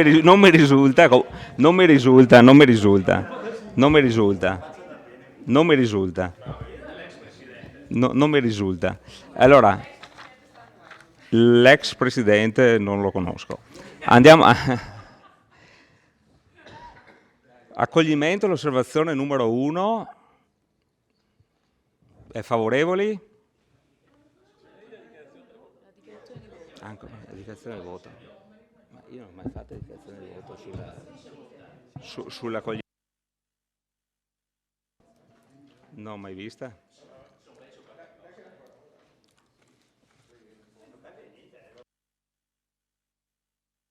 Dai, avanti. Dichiarazione di voto. Per l'accoglimento dell'osservazione numero 1.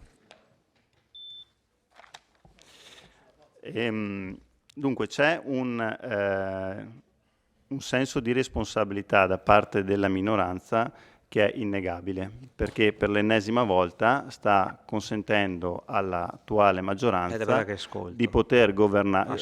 Assessore Fasan, mi ascolti e impari qualcosa. Per l'ennesima volta, no, gli ho detto l'assessore. Per l'ennesima volta sta tenendo in piedi la maggioranza e sta consentendo alla maggioranza di governare e di fare le scelte che maggiormente ritiene. E questo credo che debba essere che è innegabile. E non è la prima volta. Io ho avuto l'esperienza anche in maggioranza e vi posso assicurare che l'allora minoranza non aveva questo senso di responsabilità che abbiamo noi dimostrato questa sera. Consigliere Dus, le invito a fare le dichiarazioni di voto. Le mie dichiarazioni di voto sono queste e consistono nell'elogiare l'operato della minoranza. Okay. Inoltre sottolineo il fatto che stiamo discutendo di una variante, ripeto, assolutamente rilevante. la discussione ha portato a delle scelte non condivise e che però per senso di responsabilità noi consentiamo alla maggioranza di poter fare. Grazie consigliere. Allora, votiamo, perché non penso che ci siano dichiarazioni, non vedo prenotazioni. Votiamo l'accoglimento dell'osservazione numero 1, favorevoli. 1, 2, 3, 4, 5, 6, 7, 8. 8 favorevoli, contrari. 1, 2, 3, 4, 5, 6. Astenuti? 0. Allora, l'osservazione numero 1 è stata accolta con favorevoli 8, contrari 6 e astenuti 0. Passiamo all'osservazione numero 2. Favorevoli all'accoglimento sempre, favorevoli all'accoglimento 0. Contrari sono 1, 2, 3, 4, 5, 6, 7, 8, 9, 10, 11, 12. Astenuti 1, 2, 2. Allora, l'osservazione numero 2 non viene accolta, con voti contrari 12, voti favorevoli 0 e astenuti 2. Ora passiamo, quindi non accolta, passiamo ora a votare la delibera. Sì, prego, consigliere. Per correttezza degli atti, vado a memoria o di fatto abbiamo votato la controdeduzione? Bon. Sì, non l'osservazione. No, in modo che sia... Bon, udite la controdeduzione dell'osservazione predisposta. Okay. Controdeduzione. Okay, ha ragione della precisazione. Ora votiamo la delibera nel suo complesso. Quindi favorevoli 1, 2, 8 favorevoli,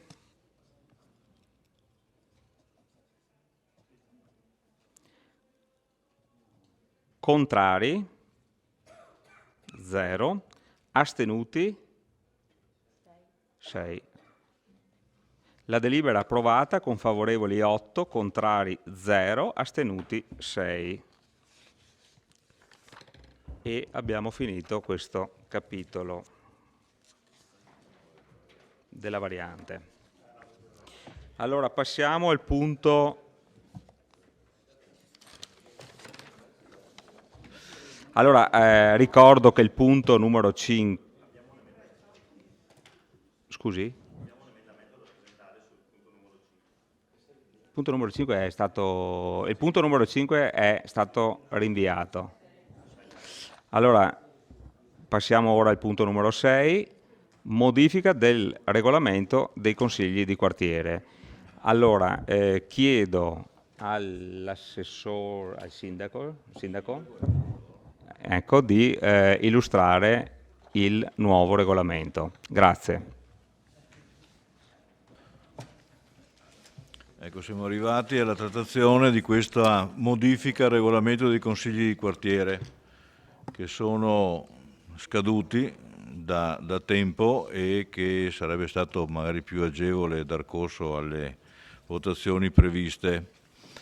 Abbiamo preferito ragionarci un po' su, come si usa dire ultimamente, e trovare il sistema per renderli più significativi come presenza nella città. Abbiamo notato che certe cose sono migliorabili e ci abbiamo provato con la redazione di questo consiglio di quartiere, con questo del regolamento del consiglio di quartiere. Pochi, non molti sono i punti che abbiamo modificato o integrato. Fondamentalmente abbiamo cercato di aumentare il livello di combattività nell'ambito della città fra chi dovesse essere interessato a partecipare alla sua vita sociale partecipando appunto all'Agone, e questo l'abbiamo fatto mettendo un quorum. Prima, come sapete, un quartiere poteva fare i suoi eletti anche con pochissimi voti. Qualche rappresentante sedicente del quartiere ha avuto un paio di voti, ma mi pare che uno così rappresenti se stesso e la sua signora e non possa assurgere a effettivo rappresentante di un quartiere. Abbiamo optato per l'opzione il più giovane a parità di voti, abbiamo salvaguardato un po' di parità di genere, e quindi con piccole variazioni abbiamo cercato di appunto rendere più pregnante la presenza di questi consigli di quartiere. Noi già nel programma di mandato, come sapete, ci eravamo impegnati a continuare ad avere in città, dare alla città la possibilità di esprimersi anche con i consigli di quartiere, e questo stiamo facendo.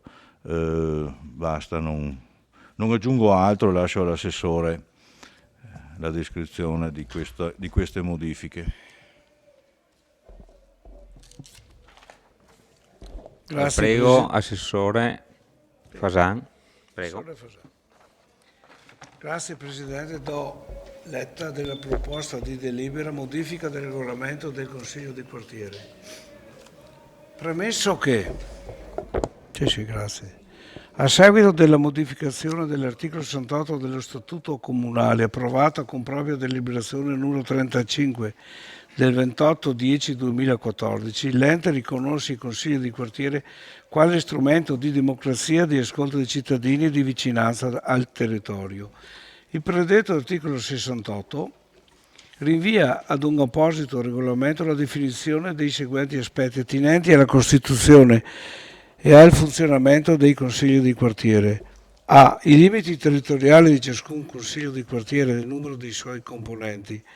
B. L'eventuale quorum necessario per la validità delle elezioni popolari. C. Le modalità per l'elezione dei suoi organi interni. D. Le norme di funzionamento, le attribuzioni nei rapporti con gli organi e gli uffici comunali.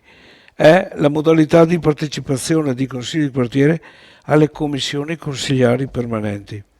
Con propria deliberazione numero 10 del 24 marzo 2015 è stato approvato il regolamento dei consigli di quartiere, entrato in vigore il 26 aprile 2015.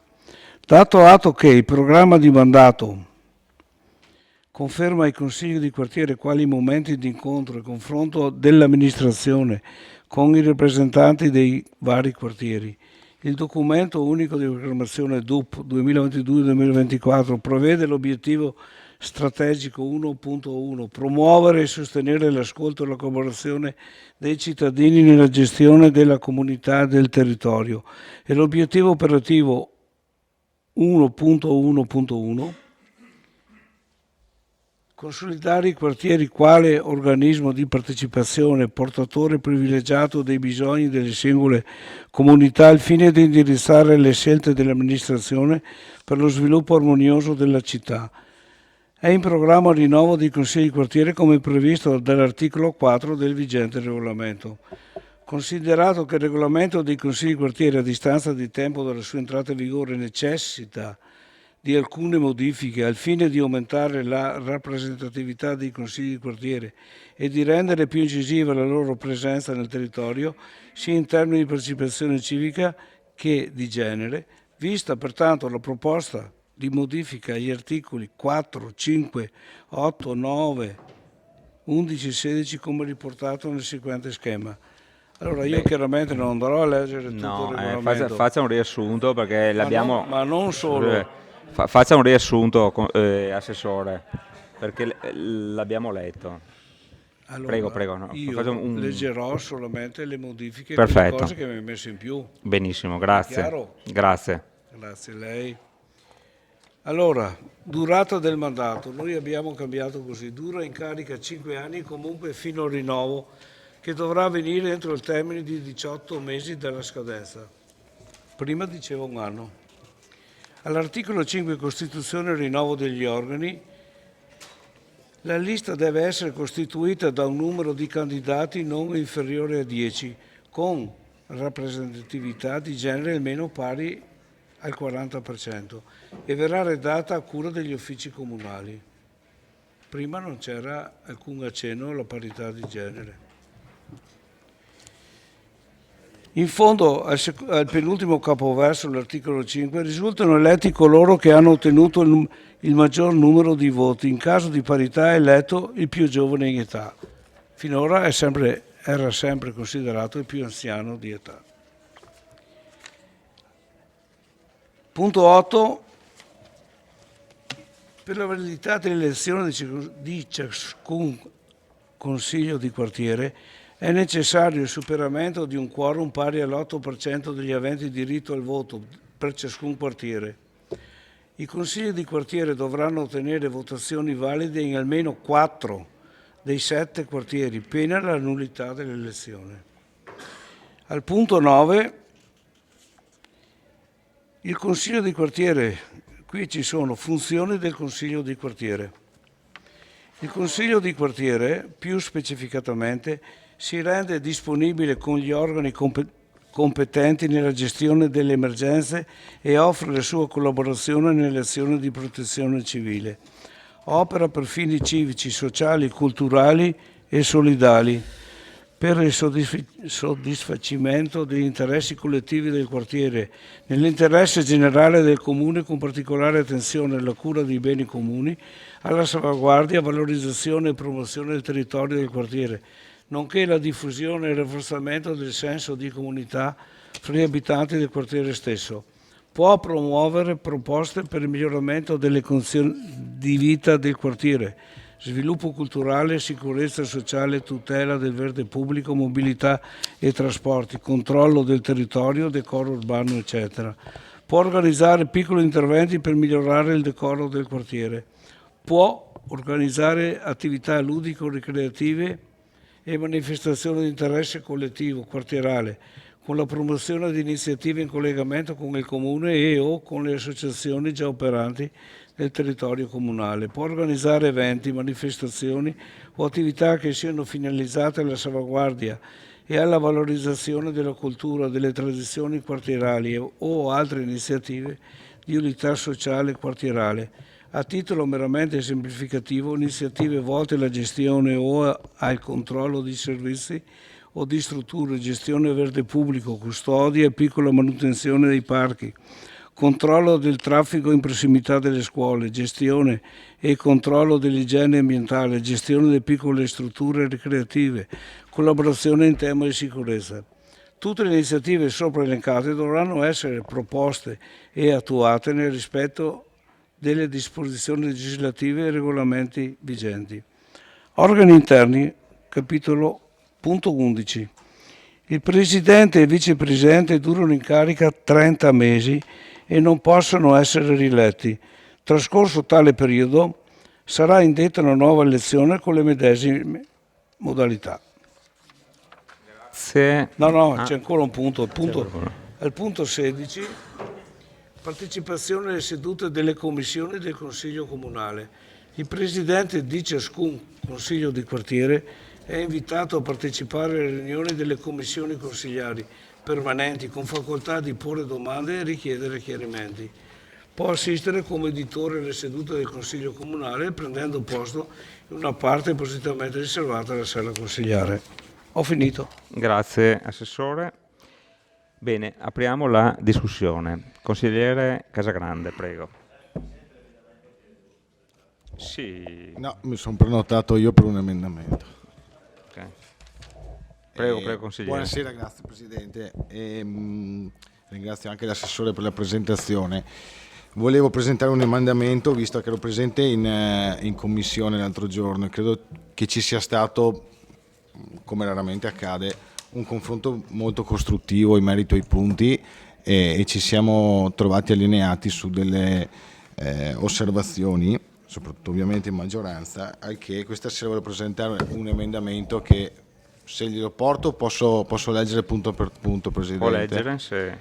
Allora, in merito all'articolo 8, dove praticamente si cita la validità dell'elezione del Consiglio quartiere è necessario il superamento di un quorum pari all'8% degli aventi diritto di voto, e chiaramente questo quorum lo ritengo necessario, una strategia per cercare di stimolare comunque i cittadini a partecipare all'attività politica del quartiere, e quindi cercare di alzare il limite mettendo un quorum potrebbe essere una buona strategia per cercare di portare più candidati e di conseguenza avere un consiglio di quartiere che sia anche rappresentativo, perché se dobbiamo pensare che ci siano dei componenti che devono rappresentare un quartiere ma che con 2 voti diventano rappresentanti di quartiere, non credo e non crediamo che questi possano effettivamente rappresentare i componenti del quartiere. L'emendamento è in merito invece alla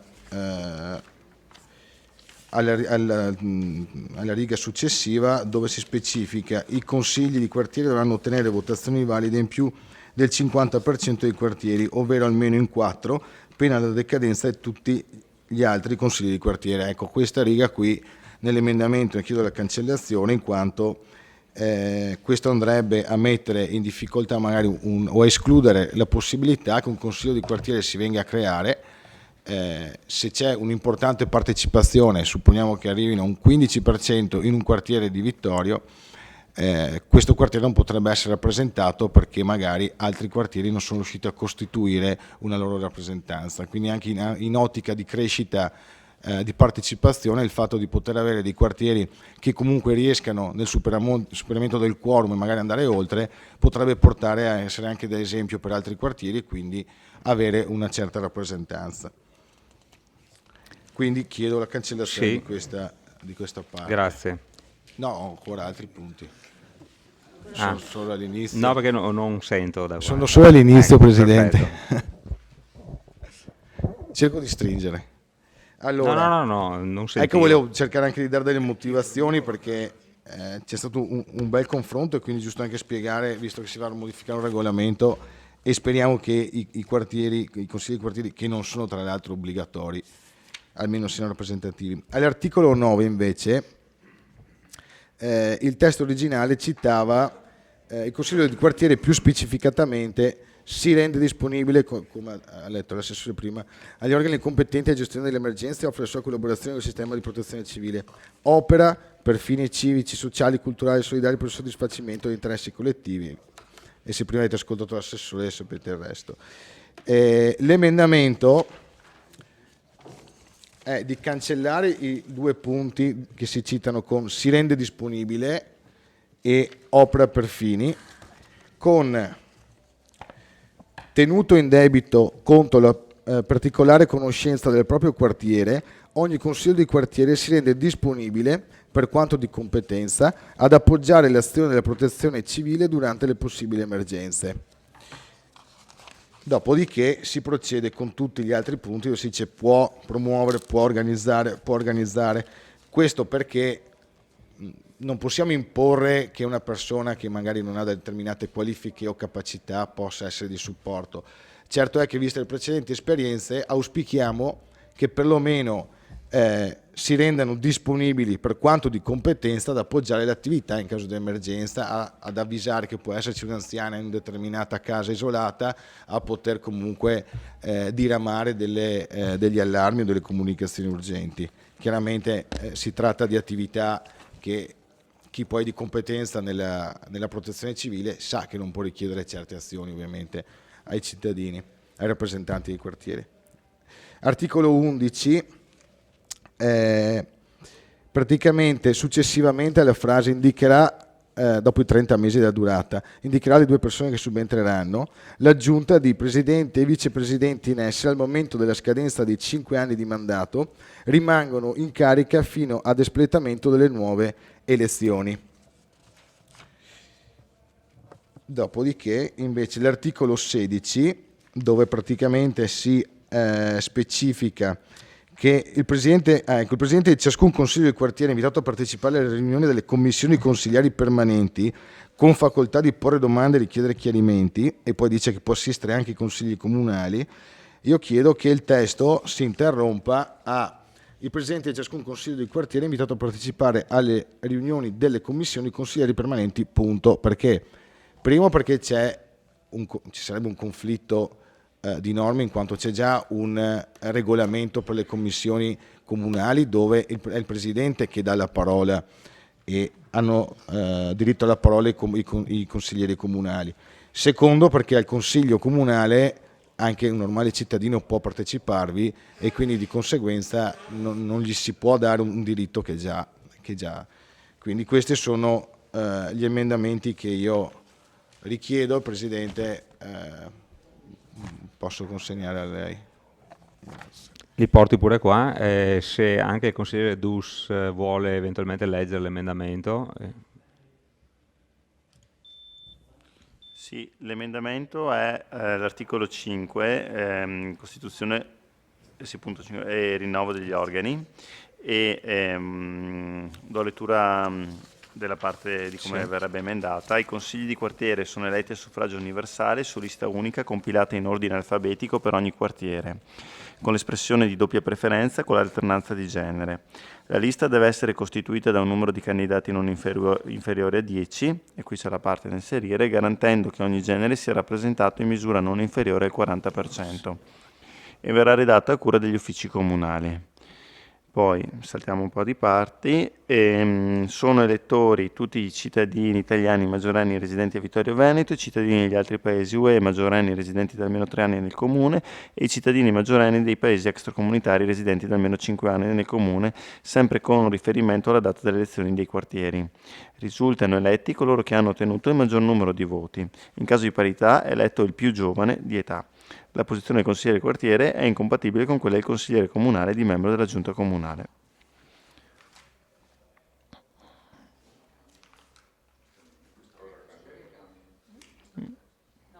No, è diverso.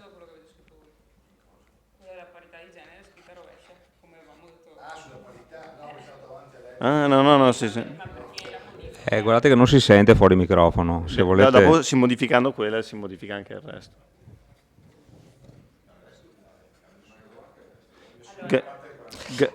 Se vuole spiegare, consigliere, prego.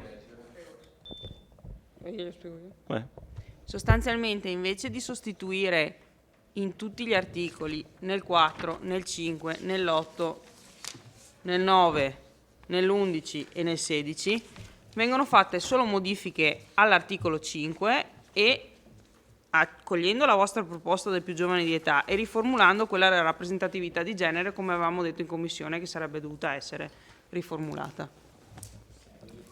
Quindi sostanzialmente la proposta di emendamento fa sì che le uniche modifiche che intervengono nel regolamento dei consigli di quartiere sono all'articolo 5 e non in tutti gli altri articoli. Ok, adesso vediamo come scrive. Bene, grazie. Consigliere Dus.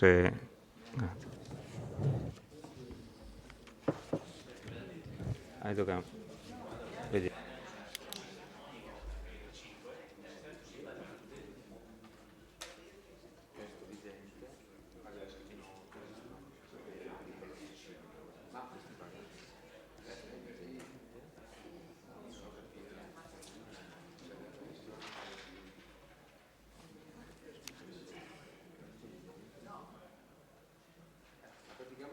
No, scusate un attimo, non capisco. Voi avete fatto nella proposta di delibera. No, ma ci sono due. Sì, perché sono in due parti, perché il schema è in due parti nella vostra delibera.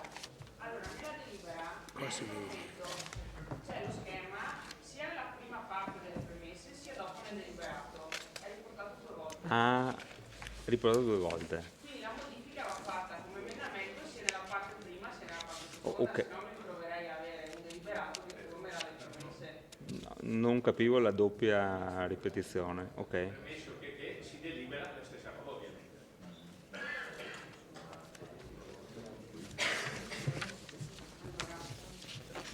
Sì, iniziamo dall'inizio per Sì. sostituire da vista la proposta che è qua fino a dato atto che è lì qua. Ok. Quindi tutto il blocco dello schema che io non Sì, sono riuscita per sì, motivi grafici ok, a fare come avete perfetto. fatto voi, ma ho fatto sopra sotto. Ok. Che sia la stessa roba alla fine. Sostanzialmente modifica tutto lo schema. Perfetto. E più oltre.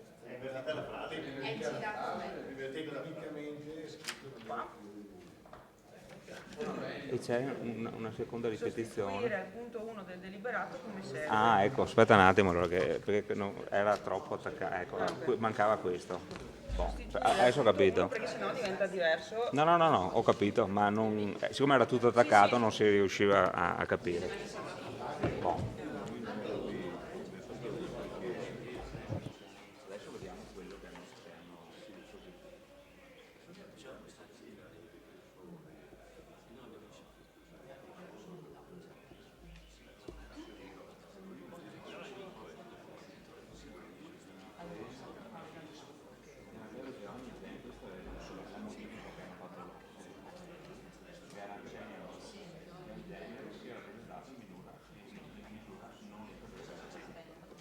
Vediamo quello che c'era scritto.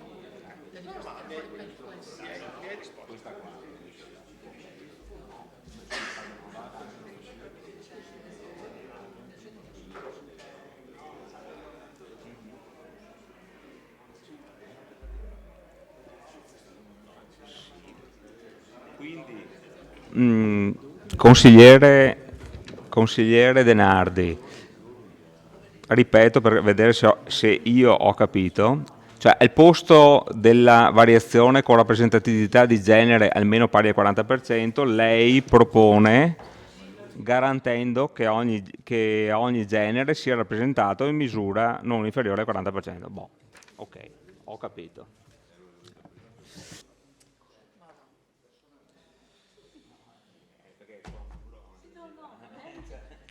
Che cos'è che cambia?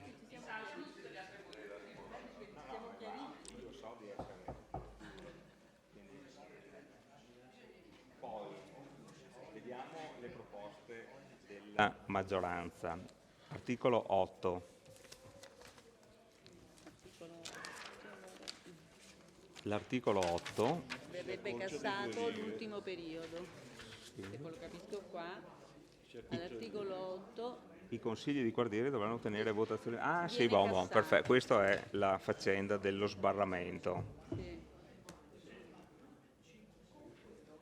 Se volete che vi riassuma anche le consiglieri di minoranza, la proposta del consigliere Casagrande è quella di cassare. I consigli di quartiere dovranno ottenere votazioni valide in almeno 4 dei 7 quartieri, pena la nullità dell'elezione. Questo evita che se 6 non hanno raggiunto il quorum e uno sì, venga cassato anche quello che ha raggiunto il sì, quindi mi sembra una cosa corretta. Qui c'è il 50%, là c'è il 4% e non si capisce bene chi è. Questo non è quel testo là. Che la regione al voto. Questo qui, qua c'è scritto il 50%, lì è scritto meno 4. Vabbè, non è corretto, dove l'ha preso questo? Nel più del 50%. No, ma qua è scritto diversamente.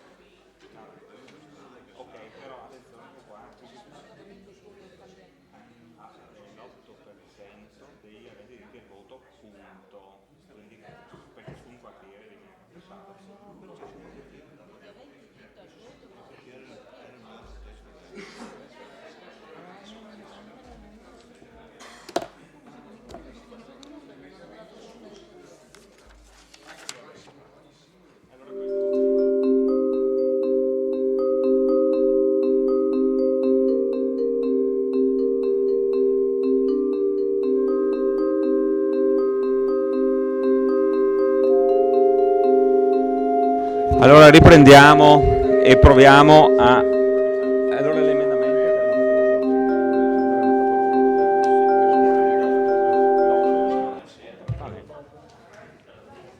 Proviamo a vedere se riusciamo a ricucire i vari discorsi. Allora, votiamo prima gli emendamenti proposti.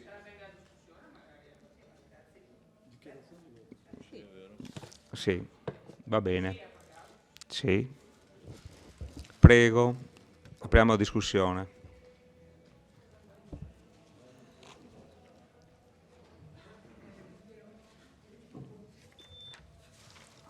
Allora, dunque, le considerazioni da fare sono molteplici e parecchie. Io inizierei dalla modalità con cui è stato fatto questo regolamento e che sono stati fatti anche altri regolamenti. In commissione il sindaco portava avanti, cioè si vantava, tra virgolette, che la maggioranza sta producendo parecchi regolamenti, sta modificando parecchi regolamenti.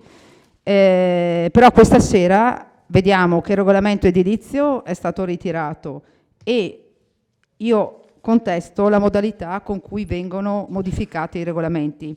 Allora, dal mio punto di vista il regolamento è un atto che dovrebbe regolamentare le varie situazioni, i vari obiettivi a cui fa riferimento, e essendo un regolamento dovrebbe essere, dal mio punto di vista, condiviso il più possibile con tutti i consiglieri, con tutte le persone, con tutte le associazioni che in qualche modo, o con tutti i portatori di interesse che in quel modo si rifanno a quel regolamento.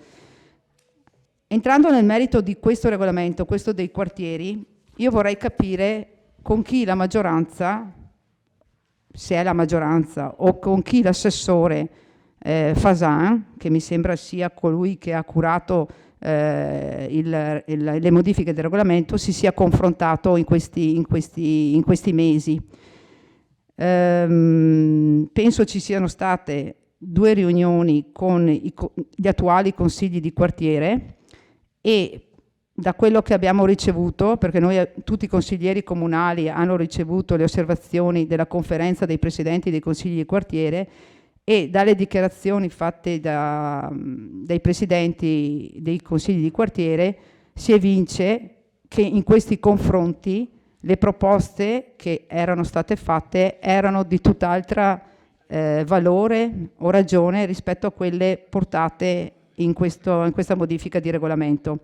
Allora, la prima cosa che vorrei chiedere è appunto come avete pensato di procedere nella modifica. Cioè avete deciso praticamente, lei assessore avrà deciso da solo, immagino, o consultandosi magari con qualche membro della giunta, però voglio dire, la partecipazione alla stesura di questa modifica del regolamento sicuramente non è avvenuta con la conferenza dei consigli in carica. Seconda cosa che vorrei notare è che questa sera la maggioranza ha portato degli emendamenti e alcuni emendamenti sono nati perché in discussione della commissione, durante la commissione c'è stata una discussione e anche la maggioranza ha fatto proprie delle osservazioni che abbiamo fatto, e tanto è vero che questa sera ha portato degli emendamenti. Ma la considerazione che faccio io non è che si può anticipare queste discussioni. Voglio dire, io non capisco perché le commissioni consigliari, che sono commissioni che dovrebbero essere fatte anche per proporre, per studiare, per analizzare e per appunto proporre eventuali modifiche di regolamenti o di altri atti, non vengono mai convocate per lo studio e per l'analisi e per le proposte. Arriviamo sempre all'ultima commissione, la commissione prima del Consiglio Comunale, e portate il regolamento fatto neanche dalla maggioranza, perché se questo regolamento fosse stato fatto assieme ai consiglieri di maggioranza, queste modifiche, questi emendamenti questa sera voi non li avreste portati, perché li avreste già inseriti nel testo di modifica. Guarda caso, quindi, si deduce che la modifica dei regolamenti viene fatta o da un assessore e basta. Quindi neanche la propria maggioranza non conosce le modifiche o non collabora all'analisi del testo. Queste sono le considerazioni e su questo ho sempre espresso forte perplessità con le modalità che voi continuate a portare avanti la vostra attività amministrativa. Ma questo lo dico per un senso anche di partecipazione, voglio dire, che dovrebbe essere il fondamento poi delle scelte amministrative. Invece di partecipazione qua dentro non c'è nulla, ma non solo con la minoranza partecipazione, neanche con la maggioranza, tanto è vero che l'esempio di questa sera, anche nel precedente punto all'ordine del giorno, è stato esemplare. È stato esemplare perché abbiamo visto benissimo che la maggioranza non appoggiava la seconda osservazione. E però, anche in questo caso, quindi la Giunta sta andando, secondo il mio punto di vista, per conto proprio e non si confronta assolutamente con quello che è l'assemblea consiliare. Andando poi nel merito delle proposte che avete fatto. Allora, le proposte che erano state avanzate dai presidenti dei consigli di quartiere andavano in un verso totalmente opposto a quelle che avete fatto voi e erano favorevoli a un miglioramento in alcuni ambiti dove ci potesse essere più partecipazione da parte dei membri dei consigli di quartiere e non limitarli. Quello che avete fatto voi, secondo me, con la vostra proposta di modifica del regolamento. Allora, l'articolo 1 del regolamento dei consigli di quartiere cita che il Comune promuove la partecipazione democratica di tutti i cittadini all'attività politica, amministrativa, economica e sociale della comunità. Lo Statuto comunale riconosce i consigli di quartiere quali organismi di partecipazione politica della comunità locale su base territoriale. Gli adempimenti di competenza comunale previsti dal presente regolamento hanno lo scopo di favorire l'ascolto dei cittadini e la vicinanza al territorio attraverso il Consiglio di quartiere, così come previsto dall'articolo 68 dello Statuto comunale. Allora, l'articolo 1, secondo me, racchiude tutta la validità, tutta, diciamo, l'essenzialità della validità dei consigli di quartiere. I consigli di quartiere sono stati sono nati per dare la possibilità ai cittadini di partecipare alla vita politica dell'amministrazione comunale. Vita politica non si intende vita partitica naturalmente, ma vita politica, ossia dire la propria rispetto a scelte che vengono fatte dall'amministrazione, dare dei suggerimenti, fare delle critiche, quindi partecipare direttamente alla vita politica. E io questo oggettivo lo terrei in considerazione perché secondo me va in contraddizione rispetto a tutto quello che voi avete poi voluto modificare. Nel merito delle modifiche, innanzitutto il discorso del quorum. Allora, voi avete avanzato l'idea che mettendo un quorum al superamento del quorum perché i consigli di quartiere siano eletti, la vostra idea è che così spronate le persone a partecipare. Allora, la cosa da dire è che nemmeno per le elezioni politiche, nemmeno per le elezioni comunali è previsto il quorum. Quindi anche il Consiglio comunale, votato dai cittadini, se paradossalmente andassero a votare 10 cittadini, sarebbe valido. Quindi nemmeno le elezioni politiche, nemmeno le elezioni amministrative hanno il quorum. E voi volete imporre un quorum a un organismo. Cioè, è veramente assurda questa storia. Cioè, è proprio veramente... Non riesco a capire. E poi la partecipazione sicuramente non passa attraverso questi strumenti che state attuando. La partecipazione, secondo me, passerebbe attraverso promozione dei quartieri, che è vero che in questo momento sono, tra virgolette, non sono frequentati, è vero questo, però voglio dire, neanche l'amministrazione comunale non ha mai dato una mano ai quartieri per pubblicizzarli, per far cercare di partecipare le persone alle assemblee. Vorrei solo fare un esempio. Quando ci sono le convocazioni dei consigli di quartiere, nel sito del comune non appare nulla, non c'è né un comunicato stampa né un banner dove i consigli di quartiere hanno un proprio riferimento e viene pubblicizzato, quindi non c'è nulla, quindi nemmeno l'amministrazione comunale sta dando una mano ai consigli di quartiere per favorire la partecipazione dei cittadini. E ripeto, secondo me il discorso del quorum è deleterio, nel senso che taglia le gambe alla partecipazione, ma anche perché, voglio dire, i numeri che erano stati, cioè tipo 306 persone, volete dirmi che non sono rappresentative? Cioè, Costa Meschio sono andate a votare 300 persone, hanno espresso una lista di persone, volete dirmi che non sono sufficienti? Volete dirmi che questi non sono sufficienti perché ci sia una rappresentanza di cittadini che partecipano alla vita politica e danno dei suggerimenti? Non lo so. Vabbè, andando avanti, prendo atto che la maggioranza ha chiesto di togliere il discorso della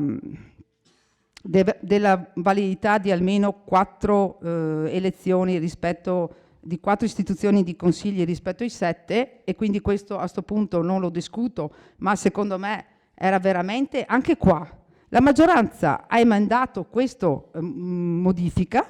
Io vorrei chiedere all'assessore con chi si è confrontato, cioè dove ha trovato questa soluzione di mettere che se 3-4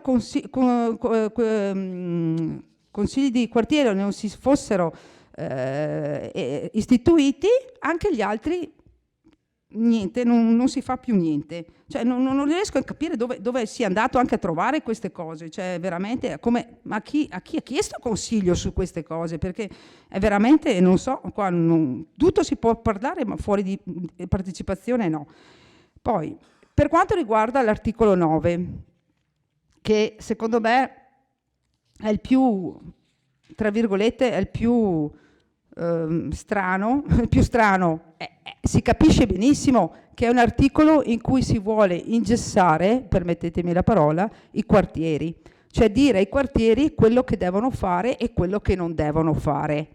Allora, l'articolo 9, nell'inizio dell'articolo 9 c'è scritto praticamente benissimo tutte quelle che erano le caratteristiche finora dei consigli di quartiere, cioè hanno la funzione di partecipazione attiva alle scelte dell'amministrazione comunale. Il consiglio di quartiere può formulare proposte per la soluzione di problemi amministrativi interessanti il quartiere, e in ordine al funzionamento e alla gestione, attenzione, addirittura nel primo testo che non è stato emendato, cioè c'è scritto che possono partecipare in funzione alla gestione dei beni, dei servizi delle istituzioni comunali, assistenziali, culturali, scolastiche, sportive, ricreative di ogni alto ordine esistente al Consiglio quartiere, nonché per l'attuazione di esperienze di gestione nell'ambito dei servizi sociali collettivi del quartiere. Io non capisco perché c'è stata la necessità di andare a specificare ulteriormente cosa deve fare un consiglio di quartiere. Tra l'altro i primi 2 punti c'è un obbligo, perché dice si rende disponibile, il quartiere comunale si rende disponibile, e il secondo opera per qualcosa. Poi declinate con il può, ma prima c'è scritto si rende disponibile, quindi ha l'obbligo di rendersi disponibile, e opera. Tutte cose che avete elencato che dal mio punto di vista sono già, le stanno già facendo tantissime associazioni presenti nel territorio.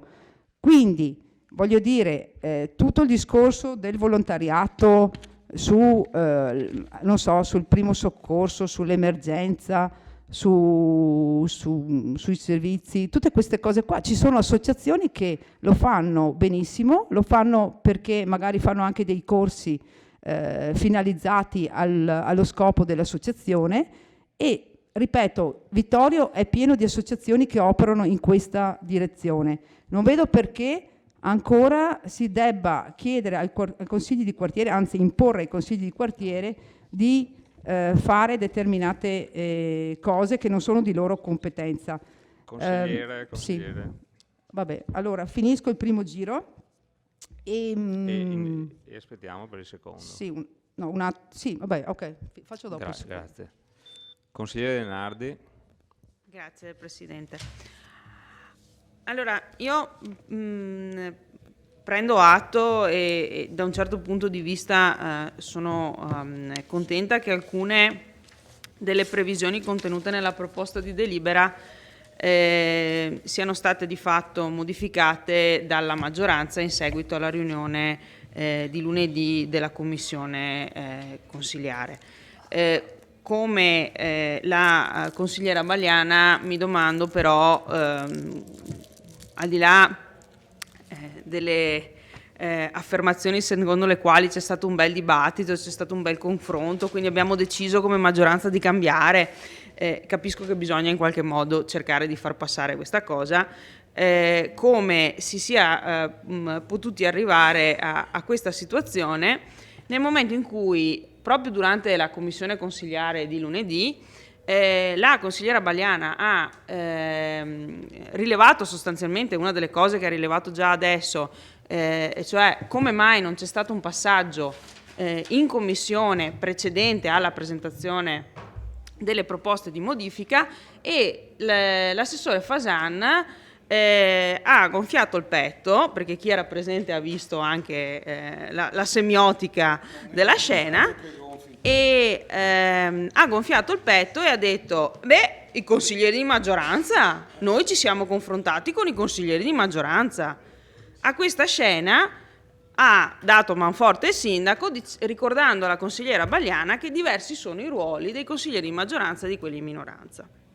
Quindi io a lunedì davo per scontato, alla luce delle affermazioni del sindaco e dell'assessore, che il testo che era stato messo a disposizione dei consiglieri fosse un testo che era condiviso dalla maggioranza nel suo complesso, cioè dalla giunta e dai consiglieri comunali di maggioranza. Adesso viene fuori che evidentemente qualcosa non ha funzionato. Sono contenta che quantomeno, almeno parzialmente, ci siano stati dei dietrofront. Non sono soddisfatta dei dietrofront complessivi perché sono altamente lacunosi rispetto a quella che è la mia visione di come deve essere regolamentata la vita dei consigli di quartiere. Io credo che ci sia una cartina di tornasole nelle proposte di modifica che non è ancora stata citata, ma che dà il segno di quella che è l'atteggiamento di questa maggioranza nei confronti dei consigli di quartiere.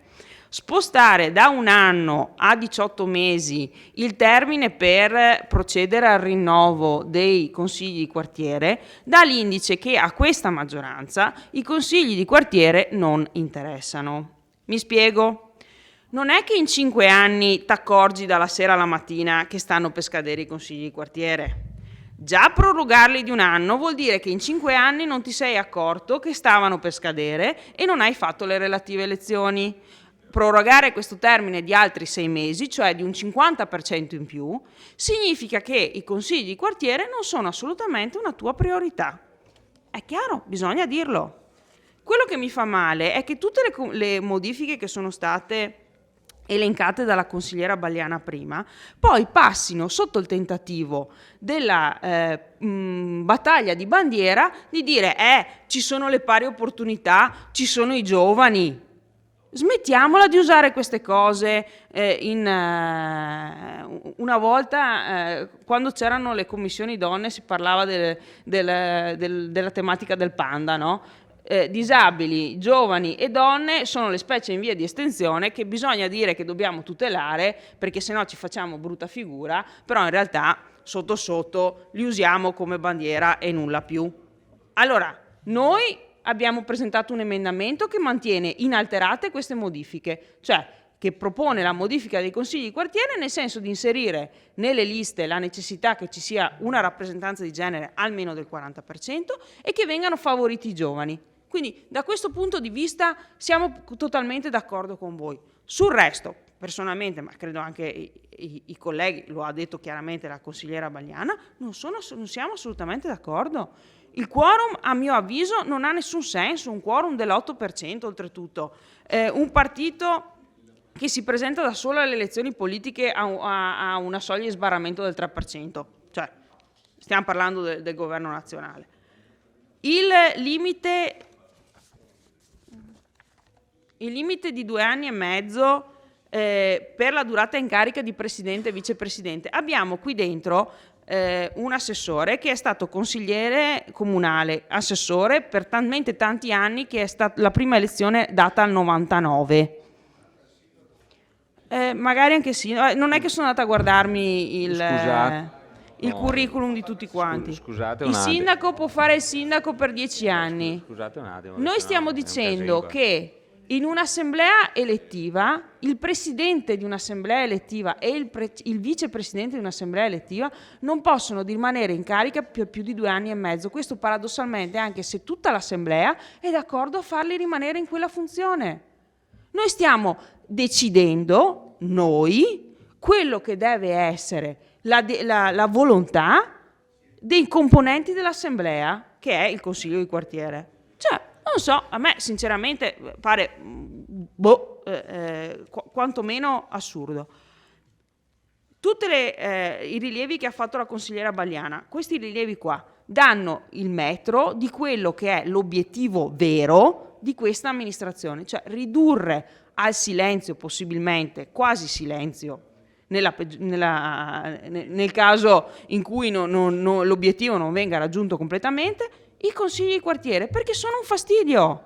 L'assessore Fasan in commissione se l'è lasciata scappare la frase, rompono le scatole. Scusate un attimo, perché sennò non si riesce. Quindi è evidente quello che è l'atteggiamento. Siccome io ho fatto parte di un'amministrazione che ha riattivato i consigli di quartiere, non posso accettare questa cosa. Anzi, ve lo dico molto tranquillamente, rimpiango gli anni in cui la Lega diceva che i consigli di quartiere non li voleva, ma lo diceva apertamente. Perché puoi fare 2 cose con una pianta. Puoi strapparla completamente e essere onesto, dici io quella pianta non la voglio. Puoi anche buttargli l'acqua calda o la candeggina o quant'altro finché la povera piantina non crepa.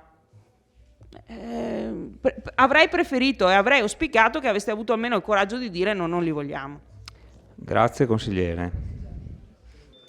Consigliere Casagrande. Sì, volevo rispondere agli interventi delle colleghe Bagliana e Denardi, perché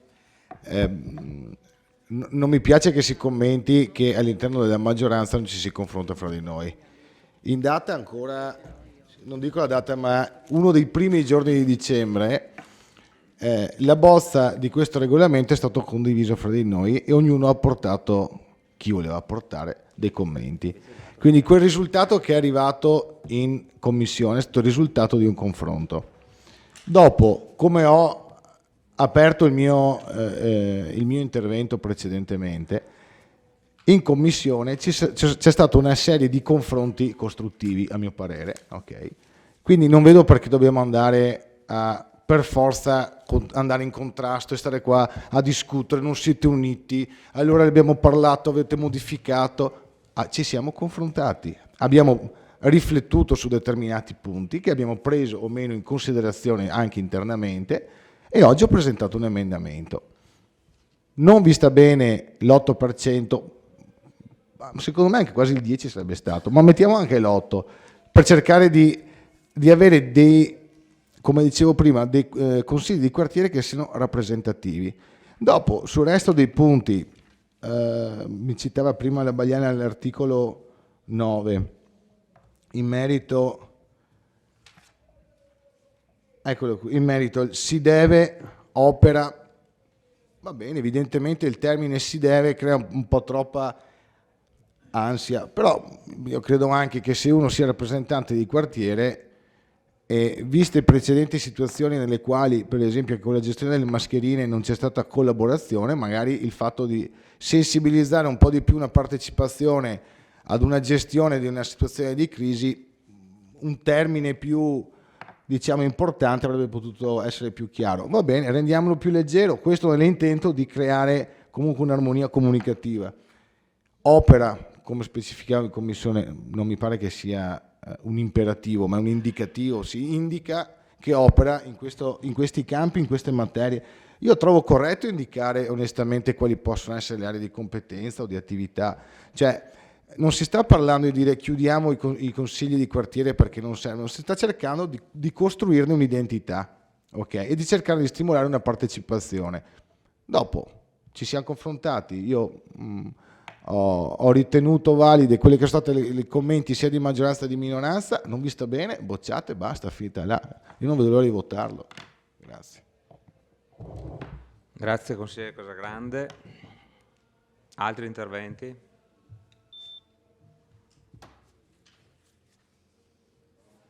Consigliere Dus. Sì. Dunque, facendo un passo indietro, io credo che i consigli di quartiere possano rappresentare veramente uno strumento efficace se trovano una collaborazione anche da parte dell'amministrazione. Così spesso non avviene, d'altra parte lo possiamo vedere anche dalle cronache dei giornali, no? In cui il confronto con i consigli di quartiere è sempre difficoltoso, soprattutto delle istanze che vengono dai consigli di quartiere.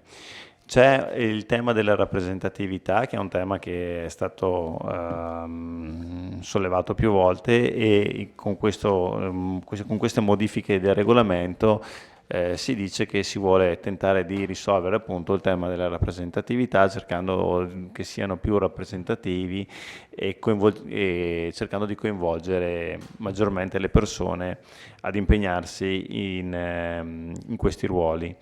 Io purtroppo sono costretto a smentirvi, cioè la rappresentatività e la partecipazione non avverrà mai tramite una modifica regolamentare, a meno che la modifica regolamentare non sia tale per cui da dare un ruolo veramente rappresentativo a chi poi deve esercitare, scusate il gioco di parole, il ruolo di consigliere di quartiere. E la faccio molto semplice: in alcuni comuni i consigli di quartiere hanno un budget a loro disposizione per gestire, ad esempio, non so, il parco di quel quartiere. Allora c'è una responsabilità diretta da parte dei consiglieri e del presidente, una riconoscibilità diretta da parte del presidente e dei consiglieri. Alcuni dicono che questo non è possibile perché le norme non lo permettono. Io vi dico che in molti comuni questo avviene già ora. E se c'è ripeto, un riconoscimento anche economico, le persone poi si sentono maggiormente responsabilizzate, altrimenti viene meno un po' tutto. Questa è la mia umilissima esperienza. Detto questo, dobbiamo anche vedere la cornice dentro la quale ci muoviamo, dove sappiamo che, come si dice nel mio partito, i corpi intermedi nel corso degli anni hanno subito un logoramento notevole e quindi abbiamo poca partecipazione alla politica, poca partecipazione nelle associazioni e poca partecipazione anche nei consigli di quartiere. Il Covid ha dato una mazzata a tutto questo, perché ha sicuramente rallentato una macchina che stava già andando molto lentamente, e quindi adesso bisogna, secondo me, correre ai ripari perché i consigli di quartiere possano veramente rappresentare un ponte tra l'amministrazione e i cittadini. Però bisogna dargli un ruolo e riconoscerlo. Mettere tutta una serie di palette come è stato fatto, francamente non credo che risponde alle esigenze che anche la maggioranza vede esserci. Cioè, lo dico anche per la maggioranza, sì, non è che lo dico solo per fare una critica, credo che ci sia proprio da rimetterci mano pesantemente, capendo, come diceva prima la consigliere De Nardi, se in questa, chiamiamola istituzione, non so come venga definita a livello normativo, in questa istituzione di consigli di quartiere ci si vuole credere e quindi investire oppure no. Questa è la domanda che bisogna farsi inizialmente, poi vengono di conseguenza le risposte. Quelle che sono state presentate secondo me sono delle risposte insufficienti e inadeguate. Grazie. Consigliere Dus. Consigliere Pagotto. Sì, io non ero presente in commissione, però quel regolamento ne abbiamo discusso in giunta, non è che non abbiamo fatto niente. Però per fortuna c'è stato un confronto con voi, con la minoranza, che ha fatto la differenza. Ci abbiamo presentato emendamenti perché ci siamo confrontati con voi, è una cosa positiva. Poi, se posso dire una cosa positiva, è stato aggiunto quel 40% per la parità di genere. Finalmente è un passo ulteriore anche quello, perché non sempre una donna dice no, non fa per me, non mi metto, chiamiamo così, in lista robe varie, invece non è vero niente, ma gli dai le possibilità, poi si appassiona anche di quello che fa, può diventare una futura consigliera comunale comunque. Sì. Poi Dus che ha detto, il consigliere Dus ha detto che venga come una retribuzione, insomma, che vengano un riconoscimento. Secondo me il ruolo di presidente o vicepresidente o di consigliere di quartiere è una devozione che hai. Per il tuo quartiere è una devozione. Cioè, nel senso, è una cosa che trascende te di portare il tuo pensiero, le tue proposte per migliorare il quartiere, dunque che venga retribuito. Cioè uno deve essere incentivato perché percepisce dei soldi. Lo fa di spontanea volontà. Per gestire il tutto. Sì, sì, ok. Ok, grazie. Grazie, consigliere Pagotto. Ci sono altri interventi? Consigliere Gomiro. L'altra volta ho votato per toglierli. Stavolta mi sono anche lusingato di ascoltare tutti gli interventi, di ascoltare le modifiche, di ascoltare anche la minoranza. Ma quello che mi fa più male è che quando c'è un presidente di quartiere saranno che decaduti. A San Giacomo è 2 anni che non si riunisce. Chiamo io i membri del consiglio di quartiere per informarli di cosa sta succedendo. Ma di cosa stiamo parlando? Il presidente mi ha detto sono decaduto, adesso è dipendente comunale, come molti di voi, e quindi non ne frega più niente. Chiamo io No, qualcuno di voi è dipendente comunale. Molti? Lei non è... Non facciamo i botta e risposta, Vabbè, lei non continui Comunque, pure. qualcuno di voi ha detto io ho il mio lavoro e via, vabbè, hai il tuo lavoro e via. Chiamo io i membri del consiglio di quartiere per dirgli cosa stiamo facendo. Non lo so. E stasera, qua non ce n'è neanche uno. Visto che c'è partecipazione democratica e bisogna invitarli, mi è arrivata un'email da un presidente di quartiere dove diceva qua, là, su e giù. Ma dove sono? Almeno i giovani, quelli più anziani lasciamoli a casa, sono le 10 di sera, 10:30, ma i più giovani dei quartieri, può qualcuno venire qua? Anche quelli di San Giacomo, li invito io a venire qua, ma non ci vengono, neanche non fanno le riunioni di quartiere, li chiamo io. Comunque tentiamo di tenerli in piedi un'altra volta, sarà giusto, sarà sbagliato quello che abbiamo deciso, speriamo, ma se non si riuniscono, metti 4, metti 7, metti 3, metti 10, la gente non gliene frega più niente, né di quartieri né di far politica, perché qua dentro non c'è nessuno stasera. È aperta al pubblico, stiamo discutendo tra di noi, litigando, qualcuno tra un canale e l'altro guarda a casa, adesso quella povera TV là non può più trasmettere, almeno vedevano bene il nostro teatrino qua, perché qualcuno ci dice cosa fate là, infatti ci chiede cosa fate là. Tentiamo di mandare avanti questa città, i consigli di quartiere non esistono più, perché a parte Duomo, cosa c'è? Ceneda, Sant'Andrea, Serravalle, Costa non sento che si riunisce neanche più quello, e su Forcal, Balla Pisina, ne sono rimasti 3 di effettivi. Proviamo un'altra volta, ma dico, proprio non so cosa più dire, Io li ho votati per toglierli, come ha detto la consigliera, ero uno di quelli che ha votato per toglierli, tanto se non si presenta nessuno, se non fanno una riunione, li chiami, ti dice ci sono problemi, arrangiati te che te sei in comune, e mi dice ah bene, ora basta, è risolto il problema.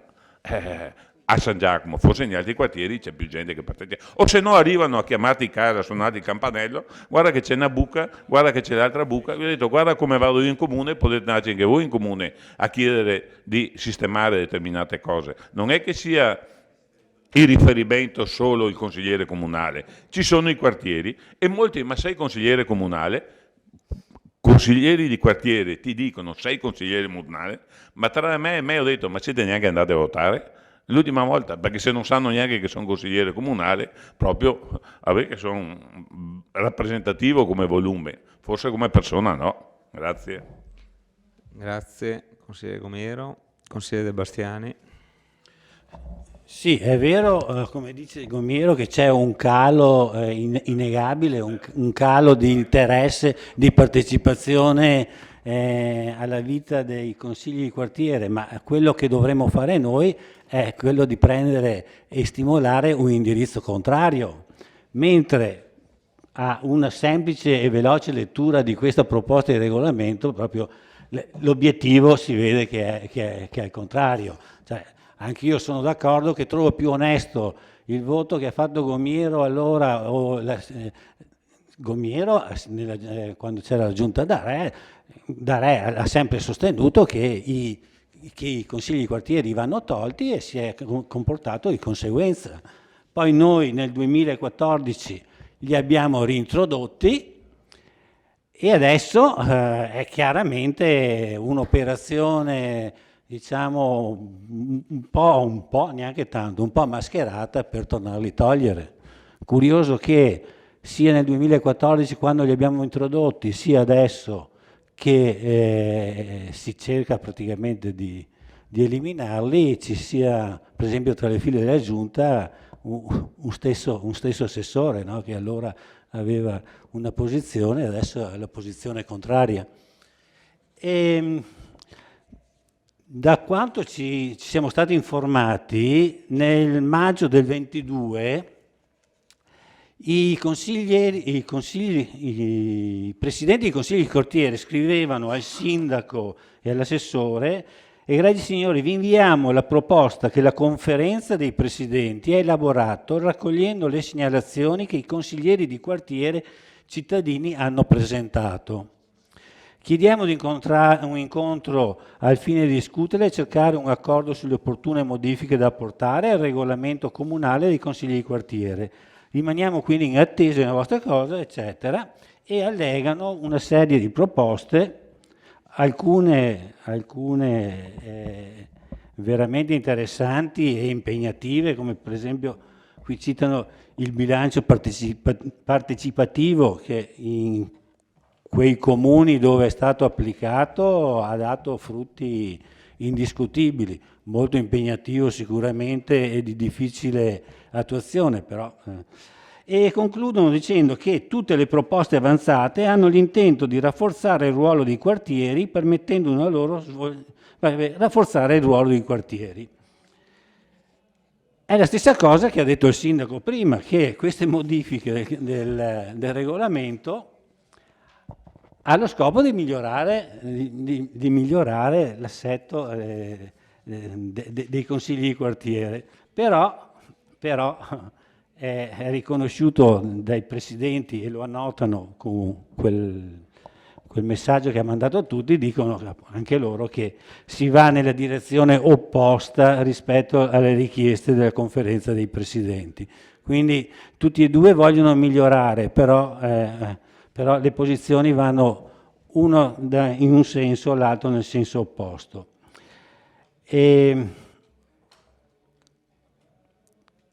Ci sono due punti che sono abominevoli della proposta che questa sera presentate.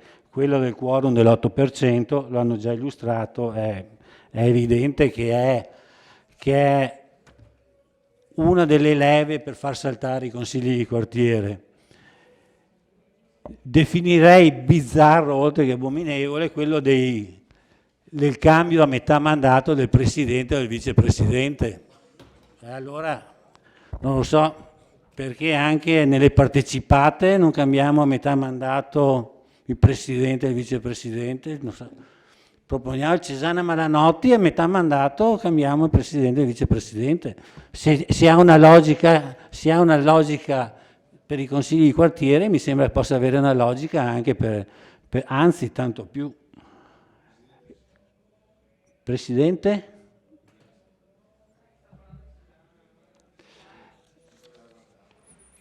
Allora, tornando all'inizio, la partecipazione va incentivata. Per esempio, quando mi ha anticipato il consigliere Dus, io non riesco a capire perché il consiglio di quartiere non possa avere a disposizione 2-3 mila euro per realizzare le cose che sono previste che possa realizzare.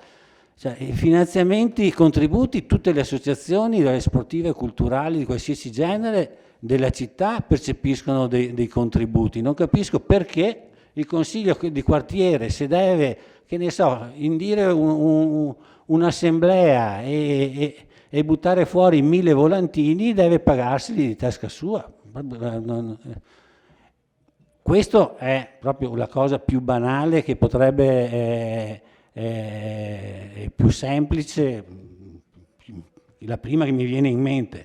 Voglio dire, ci si siede a tavolino e si pensa, si immagina, si progetta operazioni e stimoli per far partecipare i cittadini. Non ultimo, quello che è già stato detto anche dai presidenti, quello di riuscire ad abbinare le votazioni dei consigli di quartiere con eventuali altre votazioni, eventualmente in sede separata se ci sono problemi istituzionali, però ecco, già lì sarebbe un provvedimento importante per far aumentare la partecipazione del voto. Lo sappiamo tutti, no? Che quando si abbinano delle votazioni si aumenta sicuramente il numero dei partecipanti. Grazie.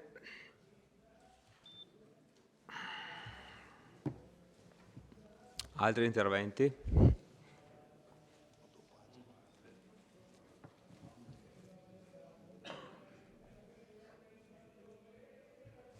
Consigliere Balliana. Intervento no, solo per concludere un po' il discorso che facevo prima.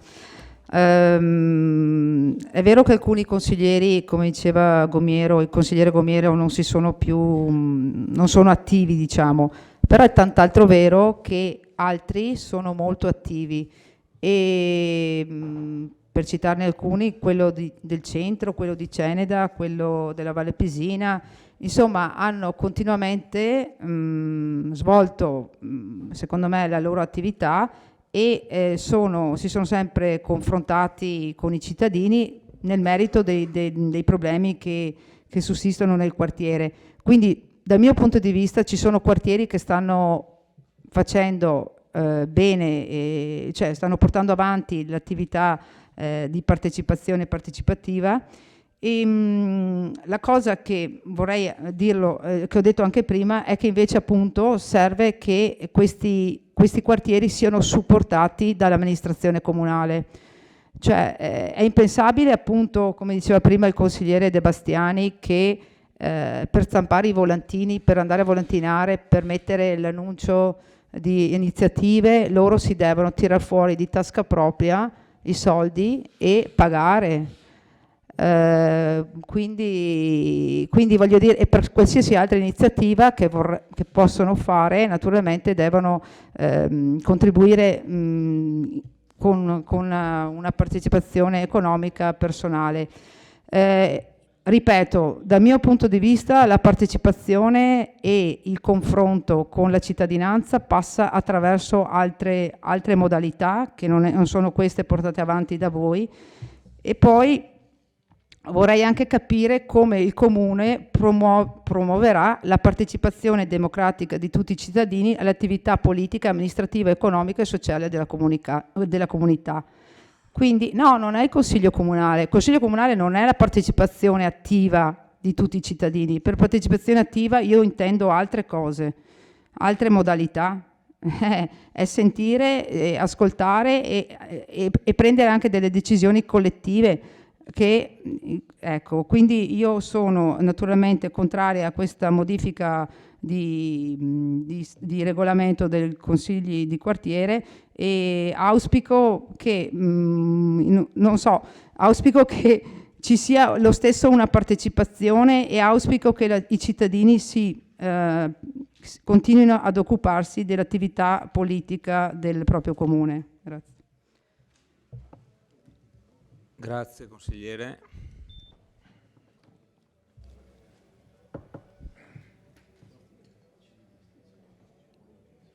Altre prenotazioni?